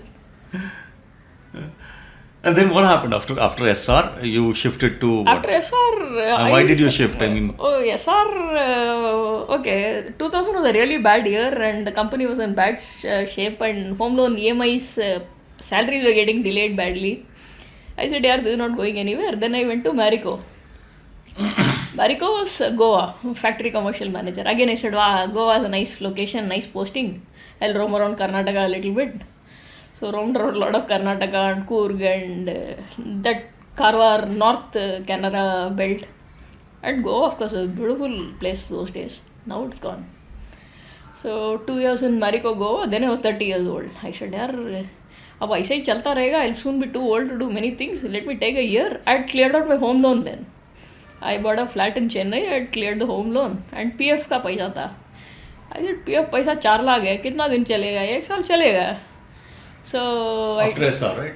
After SR, after Marico. After Marico, okay. So by then I had worked for about 8-9 years. I had about a 3-4 lakh PF था. I said निकाल. So PF निकाल. PF निकाला. Must. I had a beautiful time. I went to Switzerland. I went to Bhutan. I skied on Oli. I snorkeled in Lakshadweep. I roamed around Southeast Asia. I wrote a book called Give Me a Break. So Rupa agreed to publish it. Very well. Then I got one nutcase editor. She said, you make it a book about a single woman traveling. I said, yeah, I am single woman, very incidental. It's Bharathi traveling. I don't look at it as a single woman traveling. So it's a book about how Bharathi felt and how Bharathi experienced the place. Nothing but about Bharathi is a single woman, right? Yeah, but you want a single woman angle to it, like then the entire focus changes, right? It was not a book about a woman traveling at all. That was not the focus of the book. The focus of the book was my traveling or Bharathi traveling. I honestly didn't understand it very well. I mean, like single woman traveling, what does she mean? She said to say from the perspective of a woman traveling alone, make it a book of that. I said, sorry, it's not about a woman traveling, it is about my traveling. I might be a woman. But they were not interchangeable then. They're not.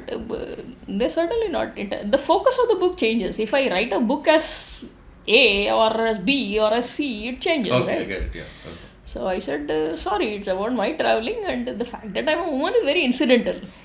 If I'd been a man, I would have traveled pretty much the same way. Same or way. same That's things. what you meant. Okay. That's what I meant. So then she said, okay. So then, she wanted to look at it from a gender perspective. Only from a gender perspective. I said, nah, that's not what I intended, and that's not what my book is about. And then it went into, you should write like Dalrymple does. I said, if I start writing like Dalrymple, what will he write like? Then it came down to give more information about how we went from Delhi to Haridwar. I said, I'm not writing a Lonely Planet guidebook. Yeah. It's about how I, after 9 years of a corporate high flyer career, I dumped it. I took a year break, and how I went back to corporate. It's not about how you travel from Delhi to Haridwar, how many rupees, how many hours. That's not the point of the book. Yeah. So I said, anyway, get lost, give me my manuscript and you can go to hell. So that was the end of my publishing. You self-published it? No, I never self-published. So it's still there and this book hasn't been published. So I'm sure that there's some publisher out here, if he's listening to it. Yeah, I mean, I'm sure Bharati has this book and Bharati has a lot of books inside her. Bharati has a lot of books inside me, but I'm very happy writing in Facebook. I enjoy myself. I put photos. I also remember used to write this mythology political. That was last year. Yeah, I mean, I quit Facebook by then. Like, I haven't been on Facebook for a year. and Vishnu. They are lovely characters. I grew very fond of those characters. Yeah, and you used to write almost once a week, I think. It was very regularly that you used to write. We used to mix up mythology and politics. I think that's how. That's COVID time, basically. The COVID time pass. Yeah, that was a lovely COVID. series. I really liked it. So I write for the joy of it, unbridled joy of writing. I couldn't care less about publishing, making money. That's all for lesser mortals. Mm-hmm. You should only do things for the joy of it. That is what, being a creator, you should have other avenues for money making. Whatever else. But it can be both. You can have a creator and you can, instead of doing a job, you be that. That's also an option. Then I might as well go on Sun Pharma and do it. No, like make my money. The minute you mix passion and money, it's like marrying a mistress. Mistress be gaya, wife be headache you will get like. So we should be very clear about mixing passion with anything, particularly money making. Sali ho jata hai. Very rare ki you can successfully pull a. Like I told you, I saw Ketan this 2 lakh sponsorship of Skybag. The constraints it builds. Like suddenly he had a backpack which was too small for check-in, and he had a carry-on which was too big for a carry-on. and everything went haywire. So, are you willing to live with all that? And कितना 2 लाख के लिए आप उससे अच्छा मैं सन pharma में 1 महीना नौकरी करेगा ना, वही 2 लाख मिलेगा मेरे को. So the point is how you manage your money. And money is, I learned it very early in life. I learned it as a 30-year-old. Money is a necessary but not sufficient condition for happiness. You gotta manage your money, you gotta manage your cash flows, you gotta manage your bada ticket expenses. You gotta know your financial modeling. You gotta live till 70. You gotta need itna inflation adjusted what cash flows you need. If you can't sort that out, you're going to be in trouble sooner or later. So sort that out. You know what travel fund you need. I have a travel fund. I need 5 lakhs a year for travel fund. All my bucket list, every travel, whatever. You just build it into your planning and see how to make your money work. That's how it works. You had this, that money is important, and you understood the importance and the irrelevance of money. Money is the most important thing, and it's the most inconsequential thing anybody can ever deal with. So you got to understand that storyline, and you got to understand that money is also a fairy tale. Getting that right, that balance right of knowing how important money is and how inconsequential money is, that is a tightrope walk. Most people will fall on either side. They'll either be so busy realizing the importance of money, or they'll be so busy overrating the irrelevance of money that you got to be in the middle line. Or it's going to be, you flip on either side, you're going to be unbalanced. So managing that balance, that tightrope walk, not just for travel, anything you do in life, if you can't get that money balance right, or health balance for that matter, you're going to be in a soup. And so you went to Marico. That's where you met Ketan. I mean, your husband. Marico, Ketan was working in Marico at that time. He had gone on a backpacking trip to Kumbh Mela. Interestingly, in Varanasi and Allahabad, it was a backpacking trip, and he had written about it. So a common colleague forwarded it to me, and we started emailing to each other. Then I came to Bombay. I met him. He was in Balsara at that time.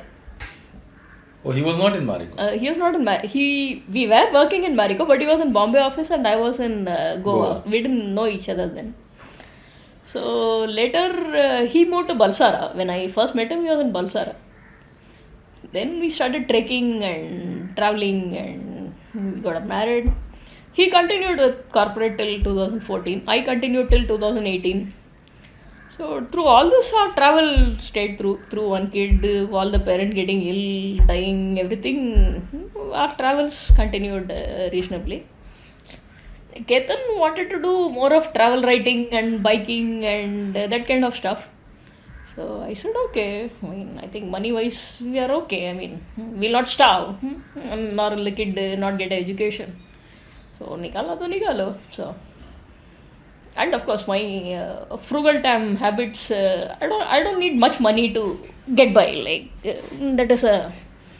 So if you can manage your cash flows, inflows and outflows, and your long-term financial planning, quite a bit of possibilities. If you need less and you earn more, then it goes much farther. Right. So it's always that delta, which is your savings delta, which decides how long you need to work or how much longer you need to work. So if you got that right, should do fine. And then what? From you got married when? I got married in 2006. I had a child when I was 2007. I was 36 then. So I didn't have much of a leeway about when to have a child. So 2007, our first kid was born. Our only child rather, Sanjana was born. And she was a jolly happy traveler. उसको भी लेके घूमे बहुत. She's been to 32 countries now. She's just 14. Oh, she's been to 32 countries already.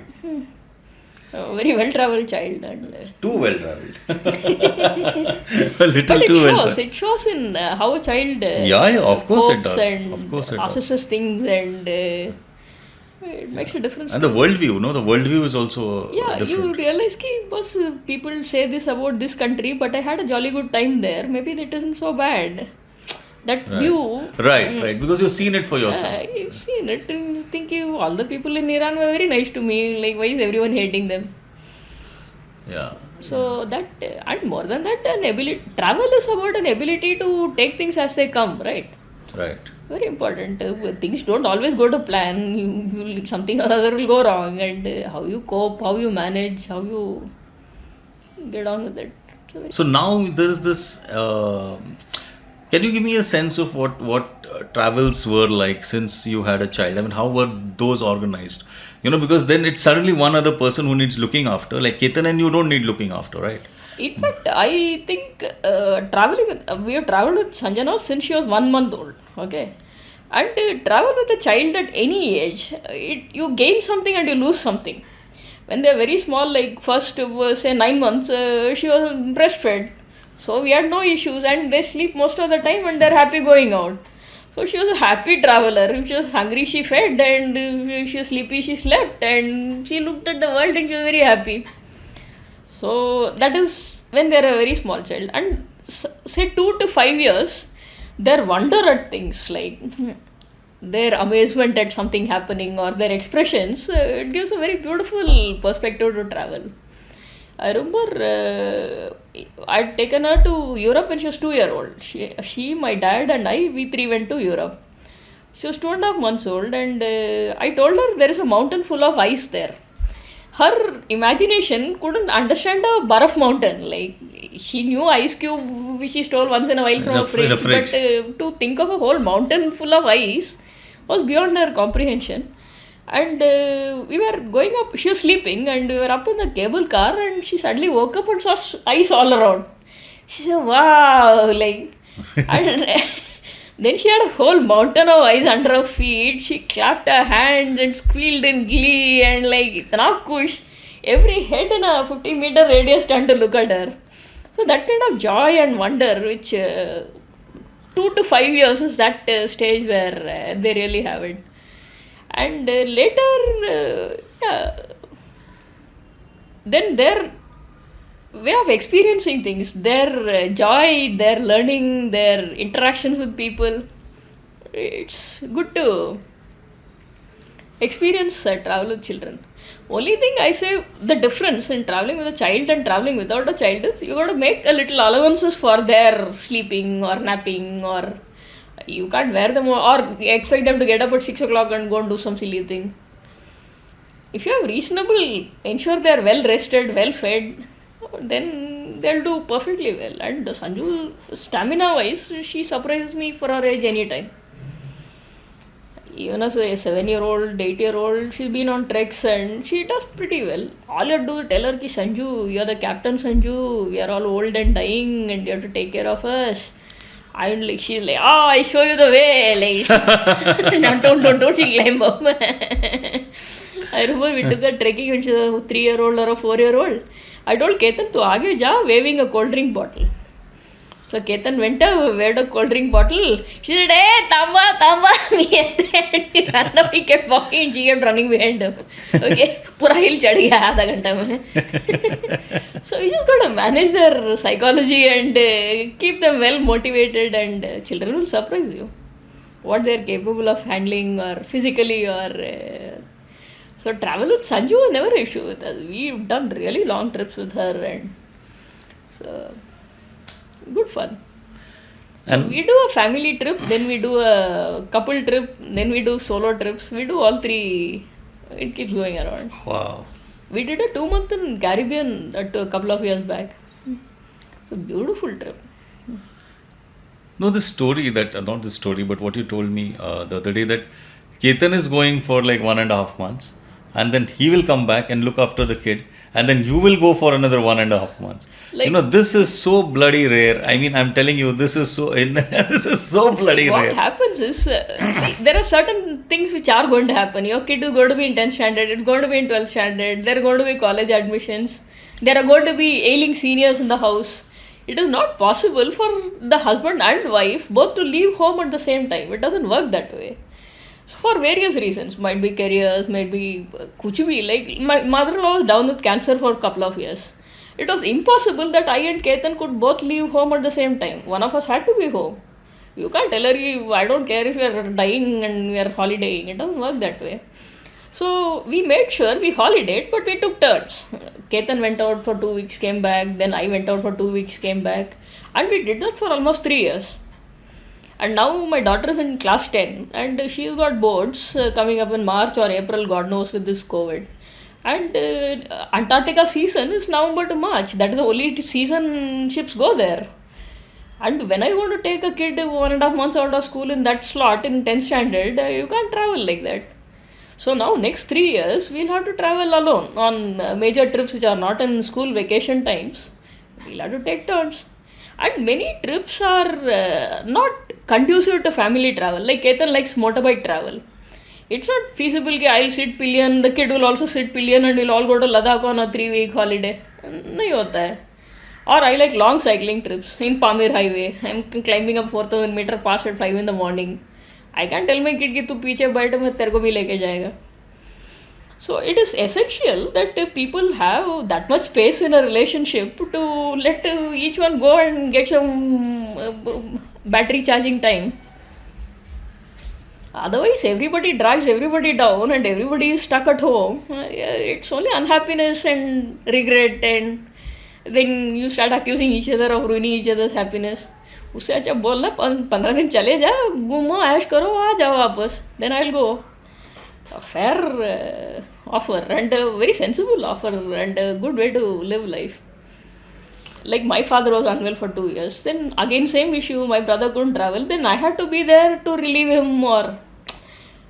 So it happens in every household. There are children in certain stages of life where you can't take long breaks. And you can't keep waiting, let my mother die and then I'll travel. It doesn't work. In fact, I used to counsel a lot of young women in my office. I used to tell them, boss, nothing in life waits for nothing. You can't say, I'll retire and then travel, or my child will become college going and then I'll travel, or I'll honeymoon after I become vice president, or I'll have a baby after I'm a general manager, or after I clear a home loan EMI. Everything in life runs parallelly. It's like a Kurla station. Express train जाएगा, local train जाएगा, express train जाएगा, harbor line आएगा. You can't say कि I'll take this train all the way to Delhi and then I'll leave the next train. All trains have to run. There are 2 tracks. You have to ensure they don't hit each other. There are no major collisions. But you have to prioritize and let every train move in its own slot, right? You will have a family, you'll have a child, you'll have a baby, you'll have a husband, you'll have a guest at home. You can't say no to anything. You'll have a boss who needs a presentation at 4 in the morning. You have to manage all that. You can't say कि boss ये करने के बाद मैं वो करूँगी या बच्चे बड़े होने के बाद मैं नौकरी करूँगी. अरे कौन रुका है तेरे लिए? So life is precisely like a Kurla station. You have all kinds of trains, all kinds of paces, all kinds of priorities. You got to juggle all of them. You can't say I'll finish this and then I'll do that. I can't say I'll start traveling when I'm 60. At 60, who knows what your knee and back is going to be like. And whether you're alive. I mean, that's another thing. And if you didn't do it all your life, what are you going to start at 60 and start running? Right. Right. So people say कि यार बच्चे हैं घर पे खाना बनाने वाला नहीं है. अरे 2 days abandon them to Swiggy, abandon them to Maggie, abandon them to a neighbor, do anything or let them fend for themselves. They're so useless. So let them manage, no? And if you don't teach them to be self-sufficient, you're going to be stuck all your life. If you enjoy it, fine, but don't crib then. Right. Like Sanju, at every age, I had to teach her, you should be able to feed yourself at home. You should be able to toast bread, you should be able to make an egg, you should be able to make your Maggie. Age-appropriate tayari, if people can't be self-sufficient, you're going to get tied down all your life because of everyone. Absolutely. Absolutely. And generally it feeds women's own sense of importance और कुछ नहीं.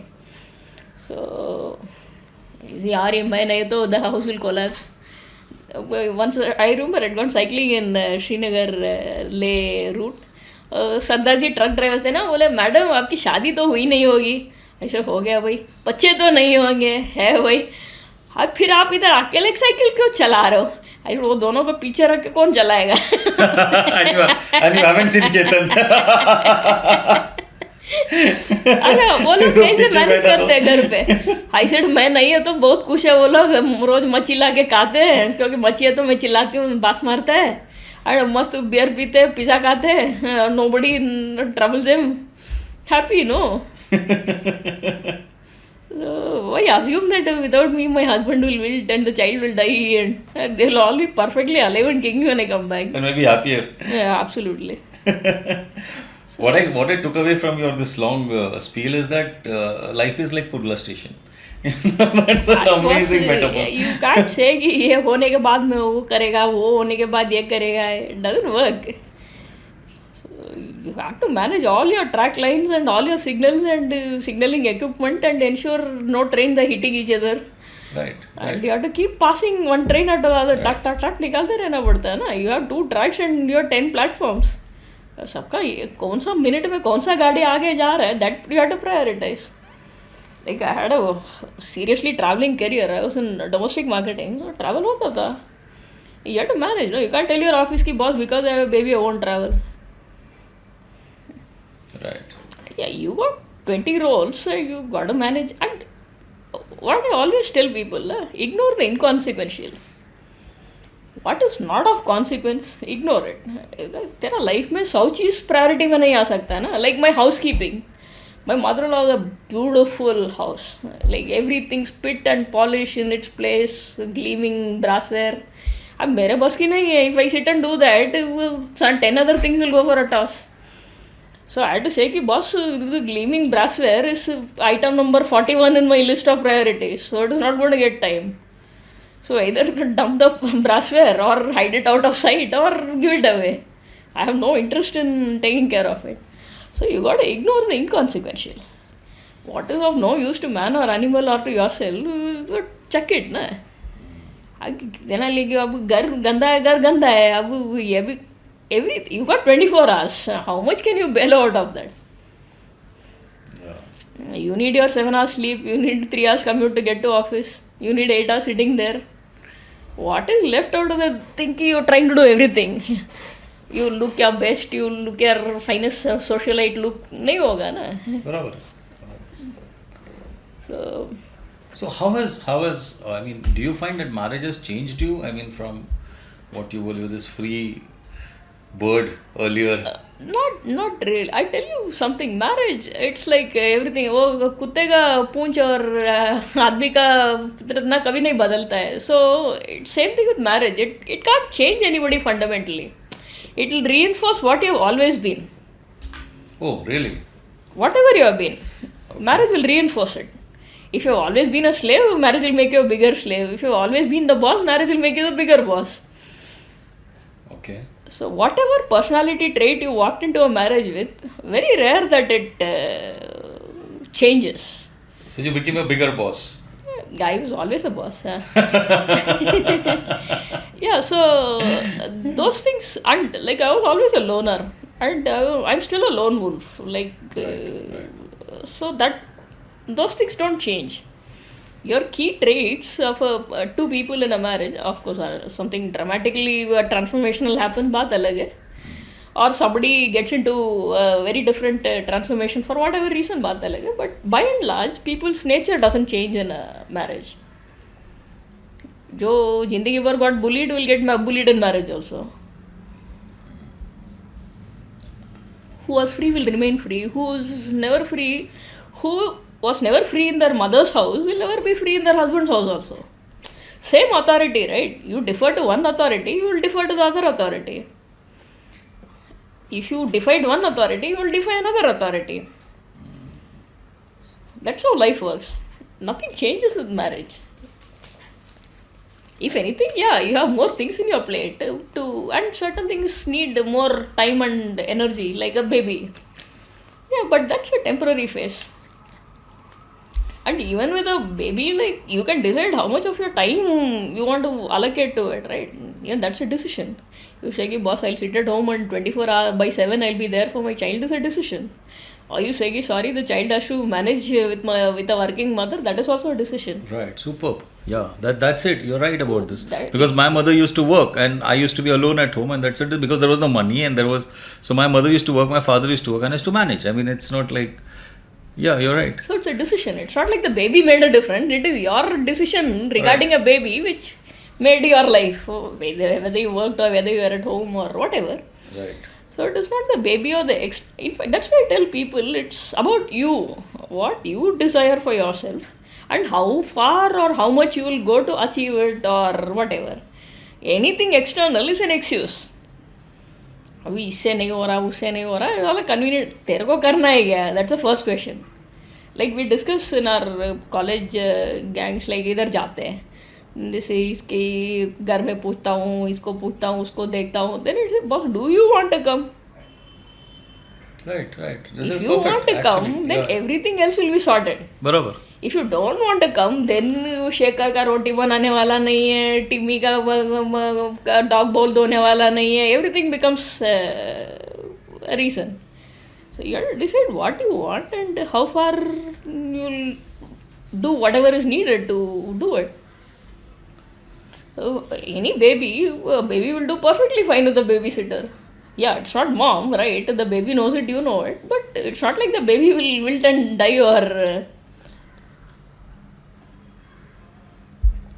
In fact, babies which have working mothers, I've seen them far more independent and capable of managing their affairs than housewife children. Sanju knows that mom is not there. I'll have to make do with whoever is at home. So she had a very clear funda. If I am there, I was top priority. If I was not there, she would be happy with Ketan or grandmom. वो दोनों में एक चलेगा. अगर वो दोनों नहीं दिखे, then she would be fine with grandpa. And ये तीनों नहीं है, then she'll be fine with the maid and whoever else. So she had a priority clear. ये है तो इसके साथ खेलने का, अगर ये लोग नहीं है, फिर जो है उसके साथ चलाने का. So that got into her as a baby. So it's not like travel or anything else. Marriage makes a difference. Nah. Yeah, but the only thing is how much your spouse will live and let live. That is a... Yeah. That is a... But again, that also works quid pro quo. If you don't let your spouse alone, they won't let you alone, right?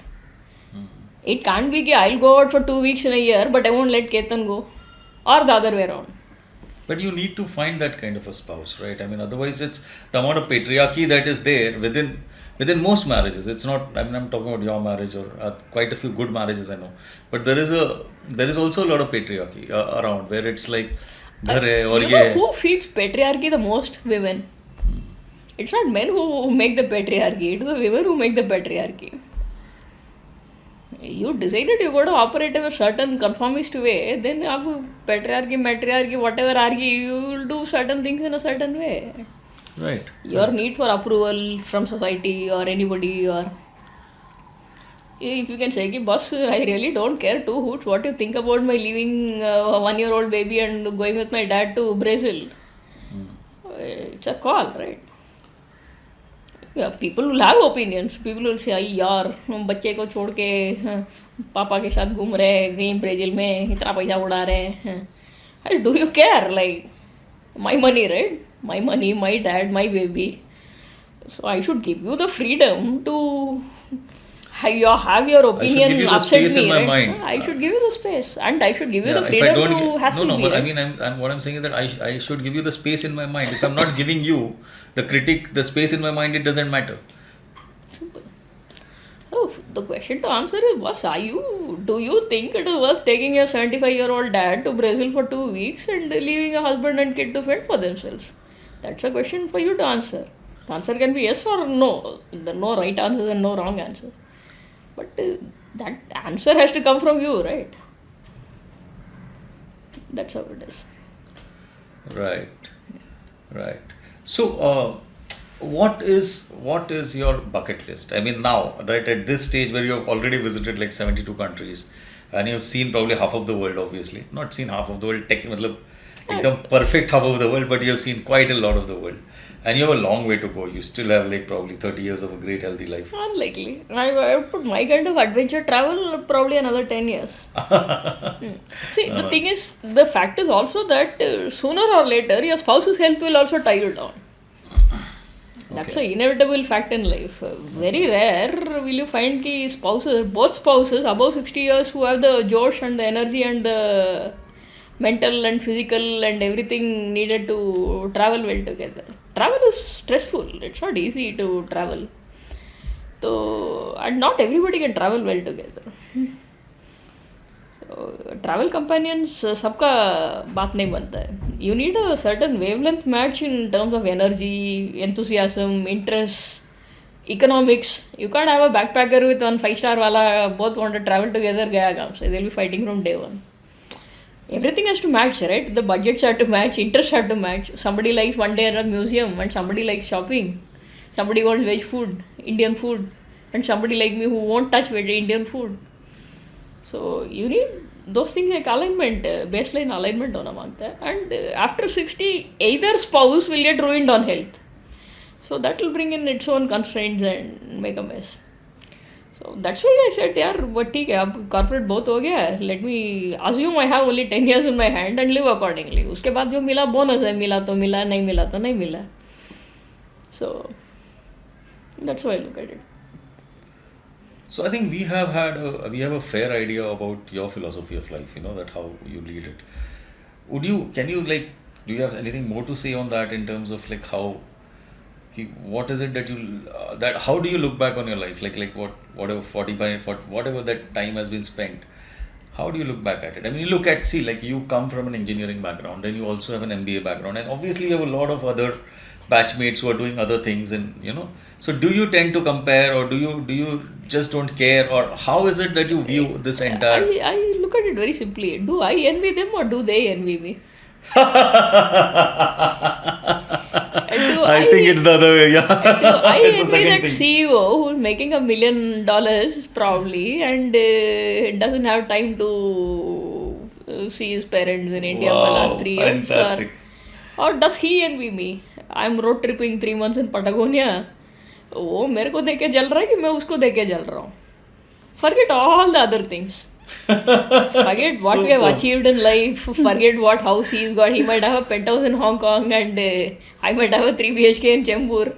But कौन किसको देख के जल रहा है? Bottom line. Yeah, I think I know the answer. I think most of I think our audience, whoever is listening to it, knows the answer. And probably your friends who are listening to it also know the answer. That कौन किसको देख के जल रहा है. Simple, very simple. That's the. If I go for 1.5 months to Antarctica in February, March, I could have never dreamt of it in my corporate career. March में a marketing guy to get out for a month and a half, impossible, right? Right. So if I can do that, who got more? Who's more blessed or whatever you call it? Yeah. So that's why I look at the rest of my batchmates are peers. There are people whose net worth 20 times higher than mine, but फायदा क्या हुआ ना? Who cares? It's like a dog burying its bones all over the sand, and what do you do with it? Yeah. Eventually you can't find out where you buried the bone, or even if you find the bone, nothing you can do with it. Kick it around. At least somebody else had a jolly good time. You go to Antarctica, blew a few $1,000s. I'm happier, right? I see $1 million king penguin rookery. Ho gaya na. So that's the bottom line. Who envies whom? Absolutely. What a superb philosophy.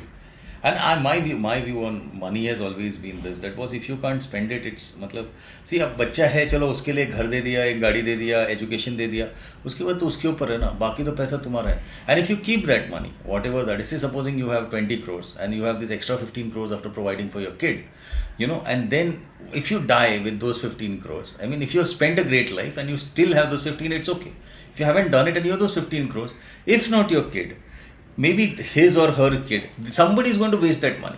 With my landlady in Delhi used to tell me one thing: "Put kaput to dhan kyo sanche, or put saput to kyo sanche."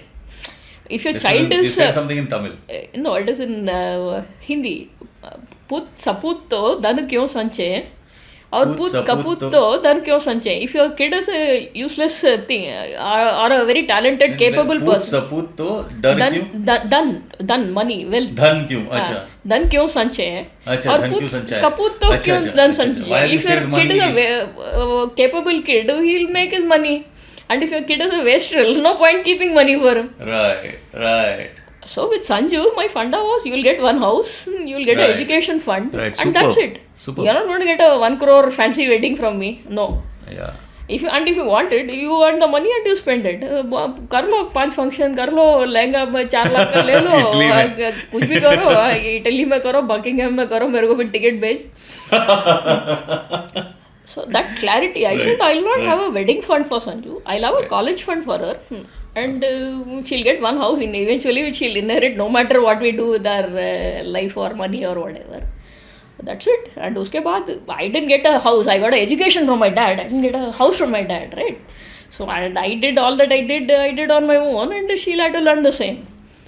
So it's up to her. Either she is capable and competent and she can build her fortune, or no point leaving a fortune to her if she's an idiot. She'll run it down. Ab Aurangzeb left a Mughal empire and Zafar died a sad man, right? Yeah. At the end of the day, where is the Mughal empire today? So it's... You can't keep worrying about I should annex one more kingdom one day, annex Iran and add it to the empire, life will be good. Bahadur Shah Zafar will still lose it, right? Barabar. So there's a question, how much empire building you want to do for a kid? Or you tell the kid कि boss तेरे को सब सिखाएगा, you go and build your empire. Barabar. And now that you have lived this life, and I think it's an amazingly gratifying life. I mean, it's an amazingly blessed life. That's what it. Anybody who's listening to this, I'm sure, feels that way. Do you have any regrets at all? I mean, in the way. Only regret, if I could think of, maybe I could have paid a little more attention to academics in college, in my undergrad. And why I say that, it's because I don't regret the grades. It doesn't matter whether I still got a first class degree. It doesn't matter whether I got what number. Absolutely useless and inconsequential. But what I regret at that time, I lost focus. I lost focus on what was of consequence.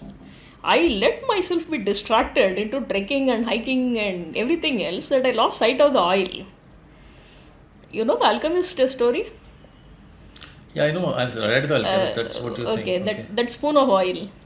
Because I forget. I mean, you mean from the book The Alchemist, right? The book The Alchemist. I've read it, but the kid who gets a spoon of oil from an old man, and he says, "Okay, go around town and bring back the oil carefully."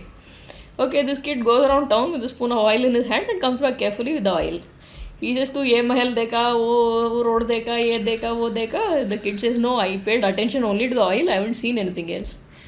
So the old man gives him a scolding and says, "Now next time I want you to see everything. When you're going around town, I want you to notice everything in life, experience it and come back." Okay, he goes around with the spoon of oil. सब देखता है, महल देखता है, ये देखता है, वो देखता है, but तेल गिर जाता है. The old man says the point in life is to be able to see everything, experience everything, but take care of the spoon of oil in life. Right. That I didn't do in college. I fooled around. But isn't that what has made your life what it is? I mean, I don't know. I find it. That's my point of view. It wasn't necessary that I should have buggered academics. So I could have managed it perfectly well if I had just paid attention to it at that time. It's just that I let go. So what you're saying is that I could have done both. That's what you're saying, right? I honestly, I don't really. I mean, it's your life, of course, but I think it's worked out perfectly well for you. I mean, these experiences will work out perfectly well. What doesn't work out perfectly well? You divorce and your wife goes away angrily, even that works out well. Okay. That's not the point. Right. What works out well, or what works out how, see, anything happening in life, it has its plus and its minus. Absolutely. So you can always say, "ठीक है, नहीं हुआ." But if you've been dumb about something or you've been stupid about something, you've been stupid about it, right? We had a class reunion a couple of years back, school reunion, okay. This kid said, I had a high-flying job and I took my job very seriously. I got married one day and we went out to honeymoon. We had barely got off and entered the hotel with our suitcases. Office se kuch call aaya. I told my wife, honeymoon band, we are going back because work is important. We went back to office and within 1 year my wife said, "Okay, kaam kar. Keep your job and I'm going, bye bye करके चली गई." Some friend of yours was my schoolmate in school. Okay. So she walked out. अब whether you regret it, whether you say कि अच्छा हुआ चली गई, वो सब बात अलग है. But the point is, you stuffed up, right? I'm not denying it. And even careers. If I hadn't taken so much of traveling around, my career the trajectory could have been different. What graph I had like this, the graph could have been better. My CTC could have been better. That's not a regret, but yeah. I know it happened because I was so busy fooling around and enjoying sabbaticals and coming back unemployed. CTC mark aata hai. I wouldn't call it a regret, but yeah, those are things which. They're there at the back of your mind in spite of it the is a kind of price quality you of pay. life. It's a price Isn't you pay. there a trade-off? I mean, Yeah, it's a price. I got to pay it, right? You want to Yeah, take a yeah. money break and come back unemployed into the market, you got to pay, right? but do you regret the trade-off? I mean, No, I don't regret it. yeah, because There is, see, I look at life very simply. I eat 4 idlis a day, okay? And वो 4 इडली के लिए मेरे पास 2 करोड़ रहे या 3 करोड़ रहे, it's academic, right? Yeah. What you can do with 4 that you can't do with 1. That's the, that's. Yeah, see, after a point, if after it's servicing all your requirements, any surplus money is surplus, right? Redundant. You're building more redundancy and more headaches and more assets to worry about and more headaches to take care of. You'll buy another house, another house, another house. Che ghar is also che jamela, no? If your income can be met with ABC, then acquiring a D, E, A, E, F is redundancy. You're building redundancy and paying the price for it. So, that's about it. But did you take a lesson from what happened with your mother that she wanted to go to Varanasi and then was it a that kind of, lesson was is there key. some kind of regret there? Or No, I didn't regret it because nobody knew she'll die the next day. But it made me realize that the elders don't have much time on their side. Yeah, absolutely. So after that, I took all my chacha, chachi, they wanted to go to Japan.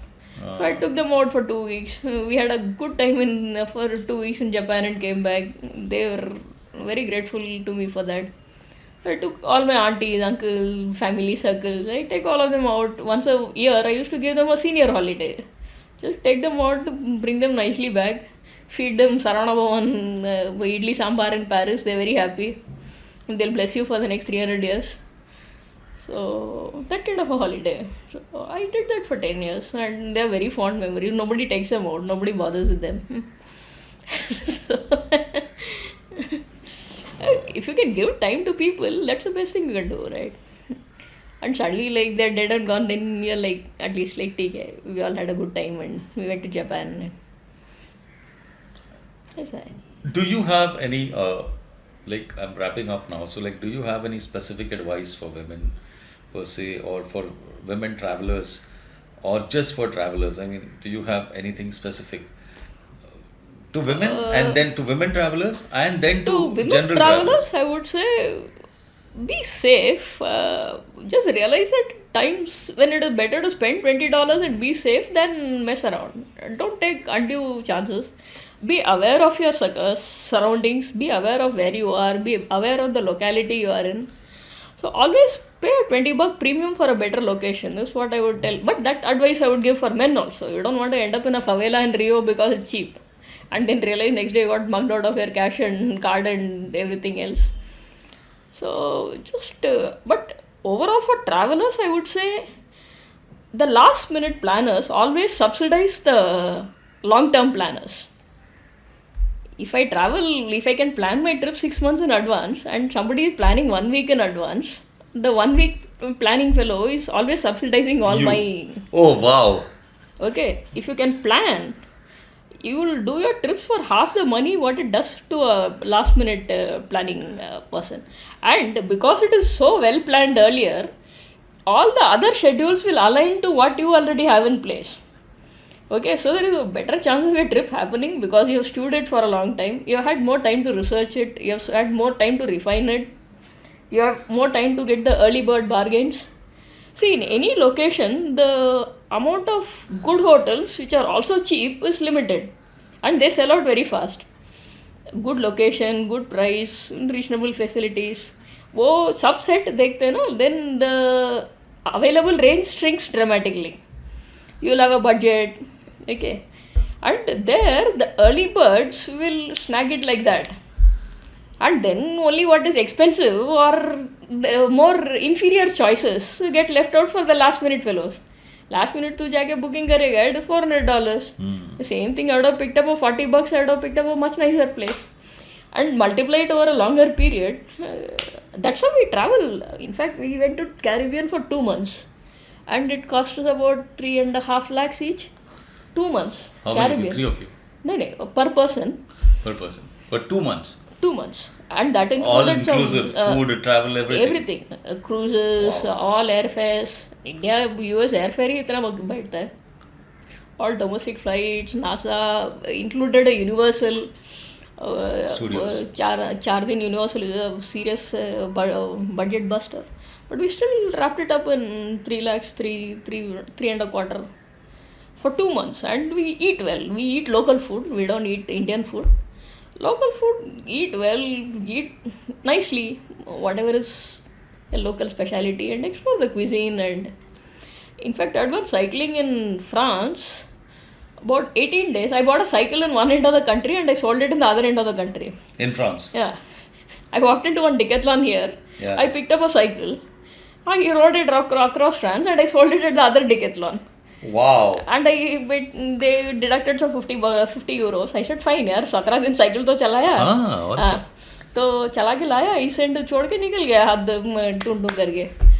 So just pick up a good bed and breakfast in France for about 40 euros. A beautiful lunch for about 10 to 15 euros. You will travel well. In fact, that 17 days hardly cost me a lakh in France, and I eat well. Eat good local food. Nice French food at every meal, and beautiful properties. So इधर cycle दो उधर cycle दो खत्म. And it was a 1,000-kilometer cycle ride across France. Beautiful. Amazing. I mean, I've lived in France. I mean, I've done a scholarship in Paris.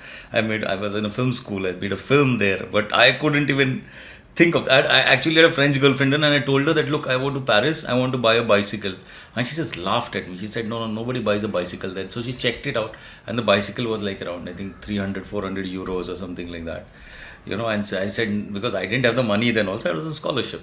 But she said, yeah, it was, and then I hear your story, and I find this, I mean, this is something I could have done. I could have just taken a bicycle and then just sold it after 2 months. There is a Eurovelo 6. It's a cycling route which runs across Europe, from the Atlantic to the Black Sea.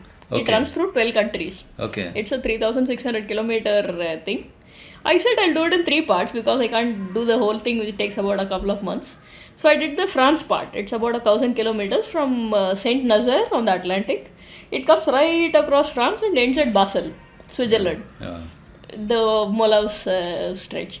So 1,000 kilometers, and I cycled through Burgundy and Loire Valley and beautiful places. Like 2 weeks of 2.5 weeks. All alone. All alone. Just pick up a cycle and must jao ding ding ding ding and get to the other end. Oh yeah, first 2 days your mom will complain, and third day it will be very happy for you. And fourth day, after 2.5 weeks, I walked into Decathlon at the other end. I gave them the invoice. I said, boss, I want to return the cycle. They said, okay, $45 down. Take a little. Amazing. What a story. In fact, next year I'm going to the second part of Eurovelo. You go from Passau. Yeah, Eurovelo. Velo is a cycle, right? Between cycle and French. Passau, you go via Austria. You cut across entire Austria and cut across Hungary. Come via Bratislava and cut into Hungary and reach Budapest. Oh. That's the second stage. It's about another 900 kilometers. Inshallah, I'll do it in June if all the countries open. Oh, you will. I have zero doubts that you will. Like you said, जब करना है तो करना है. Up to 35-40 euros, you'll get a bed and breakfast everywhere. Yeah. And beautiful, very nice properties and lovely people. Yes. And those are also cheaper. I mean, like it's not the city. So India mein you can't manage for $2,000 a day. India is so much expensive nowadays. Yeah. So go live there. Subah cycle chala, dekho, and reach your next town. I repeat next day. Big deal. So, wow. Yeah. I mean, what? So no, you had some amazing stories that I think that you gave us. And I'm really glad that you came. And now how, if people want to connect with you, do you want to give an email address or something? Just in case if they want to, if it's okay. Otherwise, I mean, they can always See, I connect. don't offer paid consultancy, and I don't do micro hand holding. Like, I won't tell you which hotel to book at what. But if you want itinerary help or suggestions about how to build an itinerary or how to go about making a country itinerary, I'll be happy to help people. They can have my phone number or email ID. Not other. So you can just say it if you want. I mean, but Okay, phone number I don't know, because it's, you might get, but whatever that suits you, phone number or email or both or whatever. Okay, I'm on 7045338835, and my email address is rbharathi. It's spelled the South Indian way, rbharathi@gmail.com. I don't mind giving itinerary suggestions or things like that, but like, I don't put together a whole itinerary with minute details ki kaun sa hotel, kaun sa, not that level. But free consultancy to help people sort out their itinerary in the first place, I'm happy to do. I don't know whether it should be free or not, but I think what Bharti is trying to say, and we had this chat before, that she is not going to encourage the rich Indian tourist, because they are going to okay, ask. I'll clarify on that. I am a backpacker at heart, and I have no sympathy for anybody who's not a backpacker, or I have no appreciation of non-backpackers. So if you're the kind who wants to know Frankfurt mein Shrikand kahan milega, don't come to me. Like, I'll probably give you a scolding for wanting Shrikand in Frankfurt in the first place. So anybody who's out to travel, like, I'm not fond of tourists, I'll put it that way. I like travelers. If you will not go to a country, you won't learn the language, you won't learn the script, you won't learn what the cuisine is, what they eat, you couldn't care about their culture, you don't know their history, you don't know their geography. You just want to go somewhere, eat Shrikand and Puri in Frankfurt and come back, then I'm not your kind of person. Then you're better off with a Kesari tour or Thomas Cook or whatever that is. But if you're a backpacker who wants to travel, you want to experience the world, experiences are important to you, you're open-minded, you're adventurous, I mean, you're curious, genuinely curious about the places you're traveling to, then I'll be happy to help. But if you पूछेगा तो दही भात कहाँ मिलेगा Paris में, like, I'm not interested. Go and Google that and find that out yourself. There is a street where actually you get dahi bhat. I mean, it's all Indian food. There is one Saravana Bhavan there. Yeah, I know. I mean, like, so in Paris, that is there. You can come to me. I know where you can get what in Paris. Cheap. I do that only when I'm traveling with seniors and vegetarian seniors. Then I take care to have an Indian restaurant close by. But otherwise, I despise Indian food abroad with all my heart. I don't understand this. You go all the way abroad and then people just they carry all their thiplas and their whatever. I mean, boss, you're abroad, you can eat what you want. If I go to France and I eat idli sambar there, do I not come across as a complete idiot? I mean, France जाके तुमको इडली सांभर क्यों खाना है? जिंदगी भर घर पे खाया एंड फ्रेंच वाला को जो आता है वो खाना, like, और आने के बाद खा सकते हो ना वापस idli sambar. And what is love for idli sambar or one of the dal roti that you can't live with? I was talking to Ketan's friends who came off the Antarctica cruise for 10 days. Okay, and they were all so unhappy because they didn't get roti, rice, dal, chawal, dahi, kuch nahi mila ship mein. They were all bitching about the ship and they were very unhappy. So in fact, once I had gone to New York on a office trip. Okay, and every meal, people would take a taxi, go across to Saravana Bhavan, okay, which is 1 hour away, and come back and repeat for lunch and repeat for dinner. Oh. In New York, in the rains, okay. I'm not doing this madness. All of you go and come back. And they would go to Saravana Bhavan, spend $40, come back and complain bitterly. Idli pattar jaise tha, dosa cardboard jaise tha, sambar bekar tha.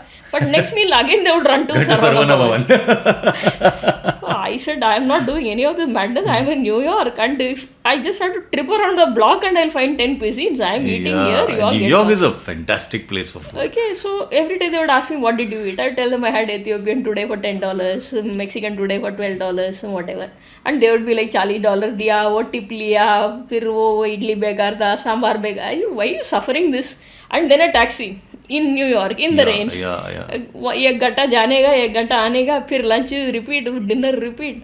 I said, you guys came from India yesterday. It's not even like you've been out for 6 months and you're missing Indian food or anything. So you want to go do your Saravanan Bhavan circus, go do it, but I'm not coming. But it's a psyche, I think. So third day, they were like, Bhati, where do you have your breakfast? I said, there is a beautiful bajal shop opposite. He'll give you all the fillings you want, and orange juice and a coffee and a bajal sandwich, $3.5. Cow. Yeah. They were all very happy. ये पहले कर सकते थे ना. So I'm not patient with that kind of tourists who, I mean, I understand vegetarian tourists, okay, but I like the kind of vegetarian who eat anything vegetarian, French vegetarian, Italian vegetarian, Russian vegetarian, कुछ भी खाएगा, I'm fine with that. But the kind who will say, I want my chundu like this and sambar like this and gunpowder like that, like I'm not empathetic or sympathetic.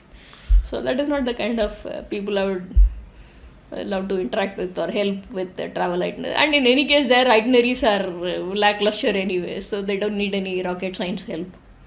So go to your nearest travel agent and pay 4 times and get your ticket. That's it. Oh, this was such a wonderful chat that I had with you.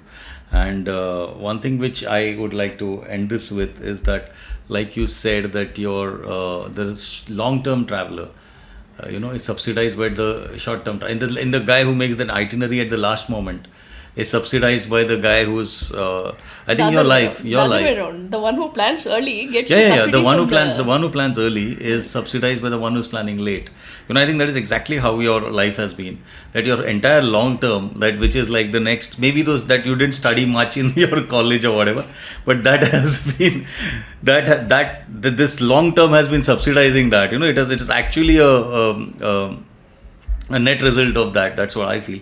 But I think you had a great life, and I look forward, and I'm sure that you'll have a far better life, and you'll have far more travels to you. Inshallah, Insha COVID,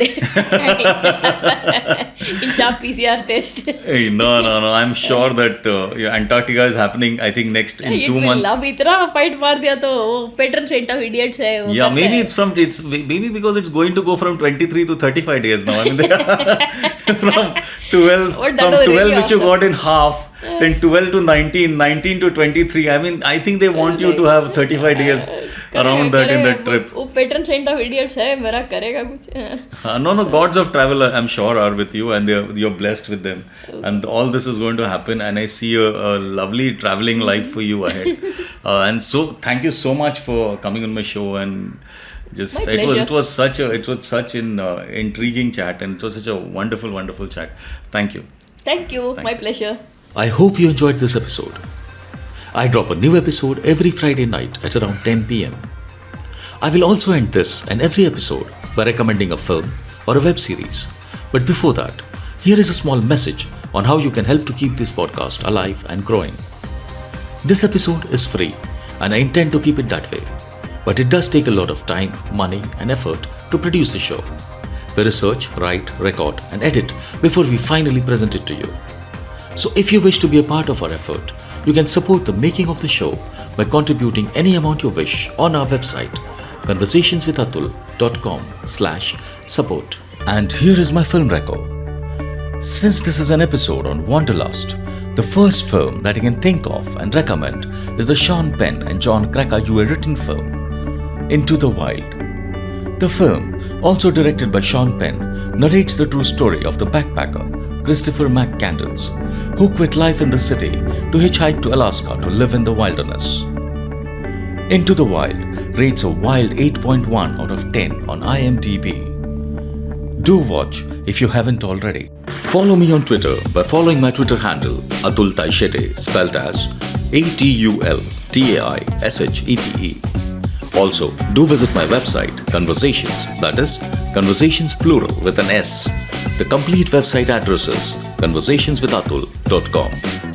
So see you next Friday at 10 p.m. with a different guest, a new episode, and a fresh conversation right here on Conversations with Atul. Have a rocking fun week and stay safe. Thank you.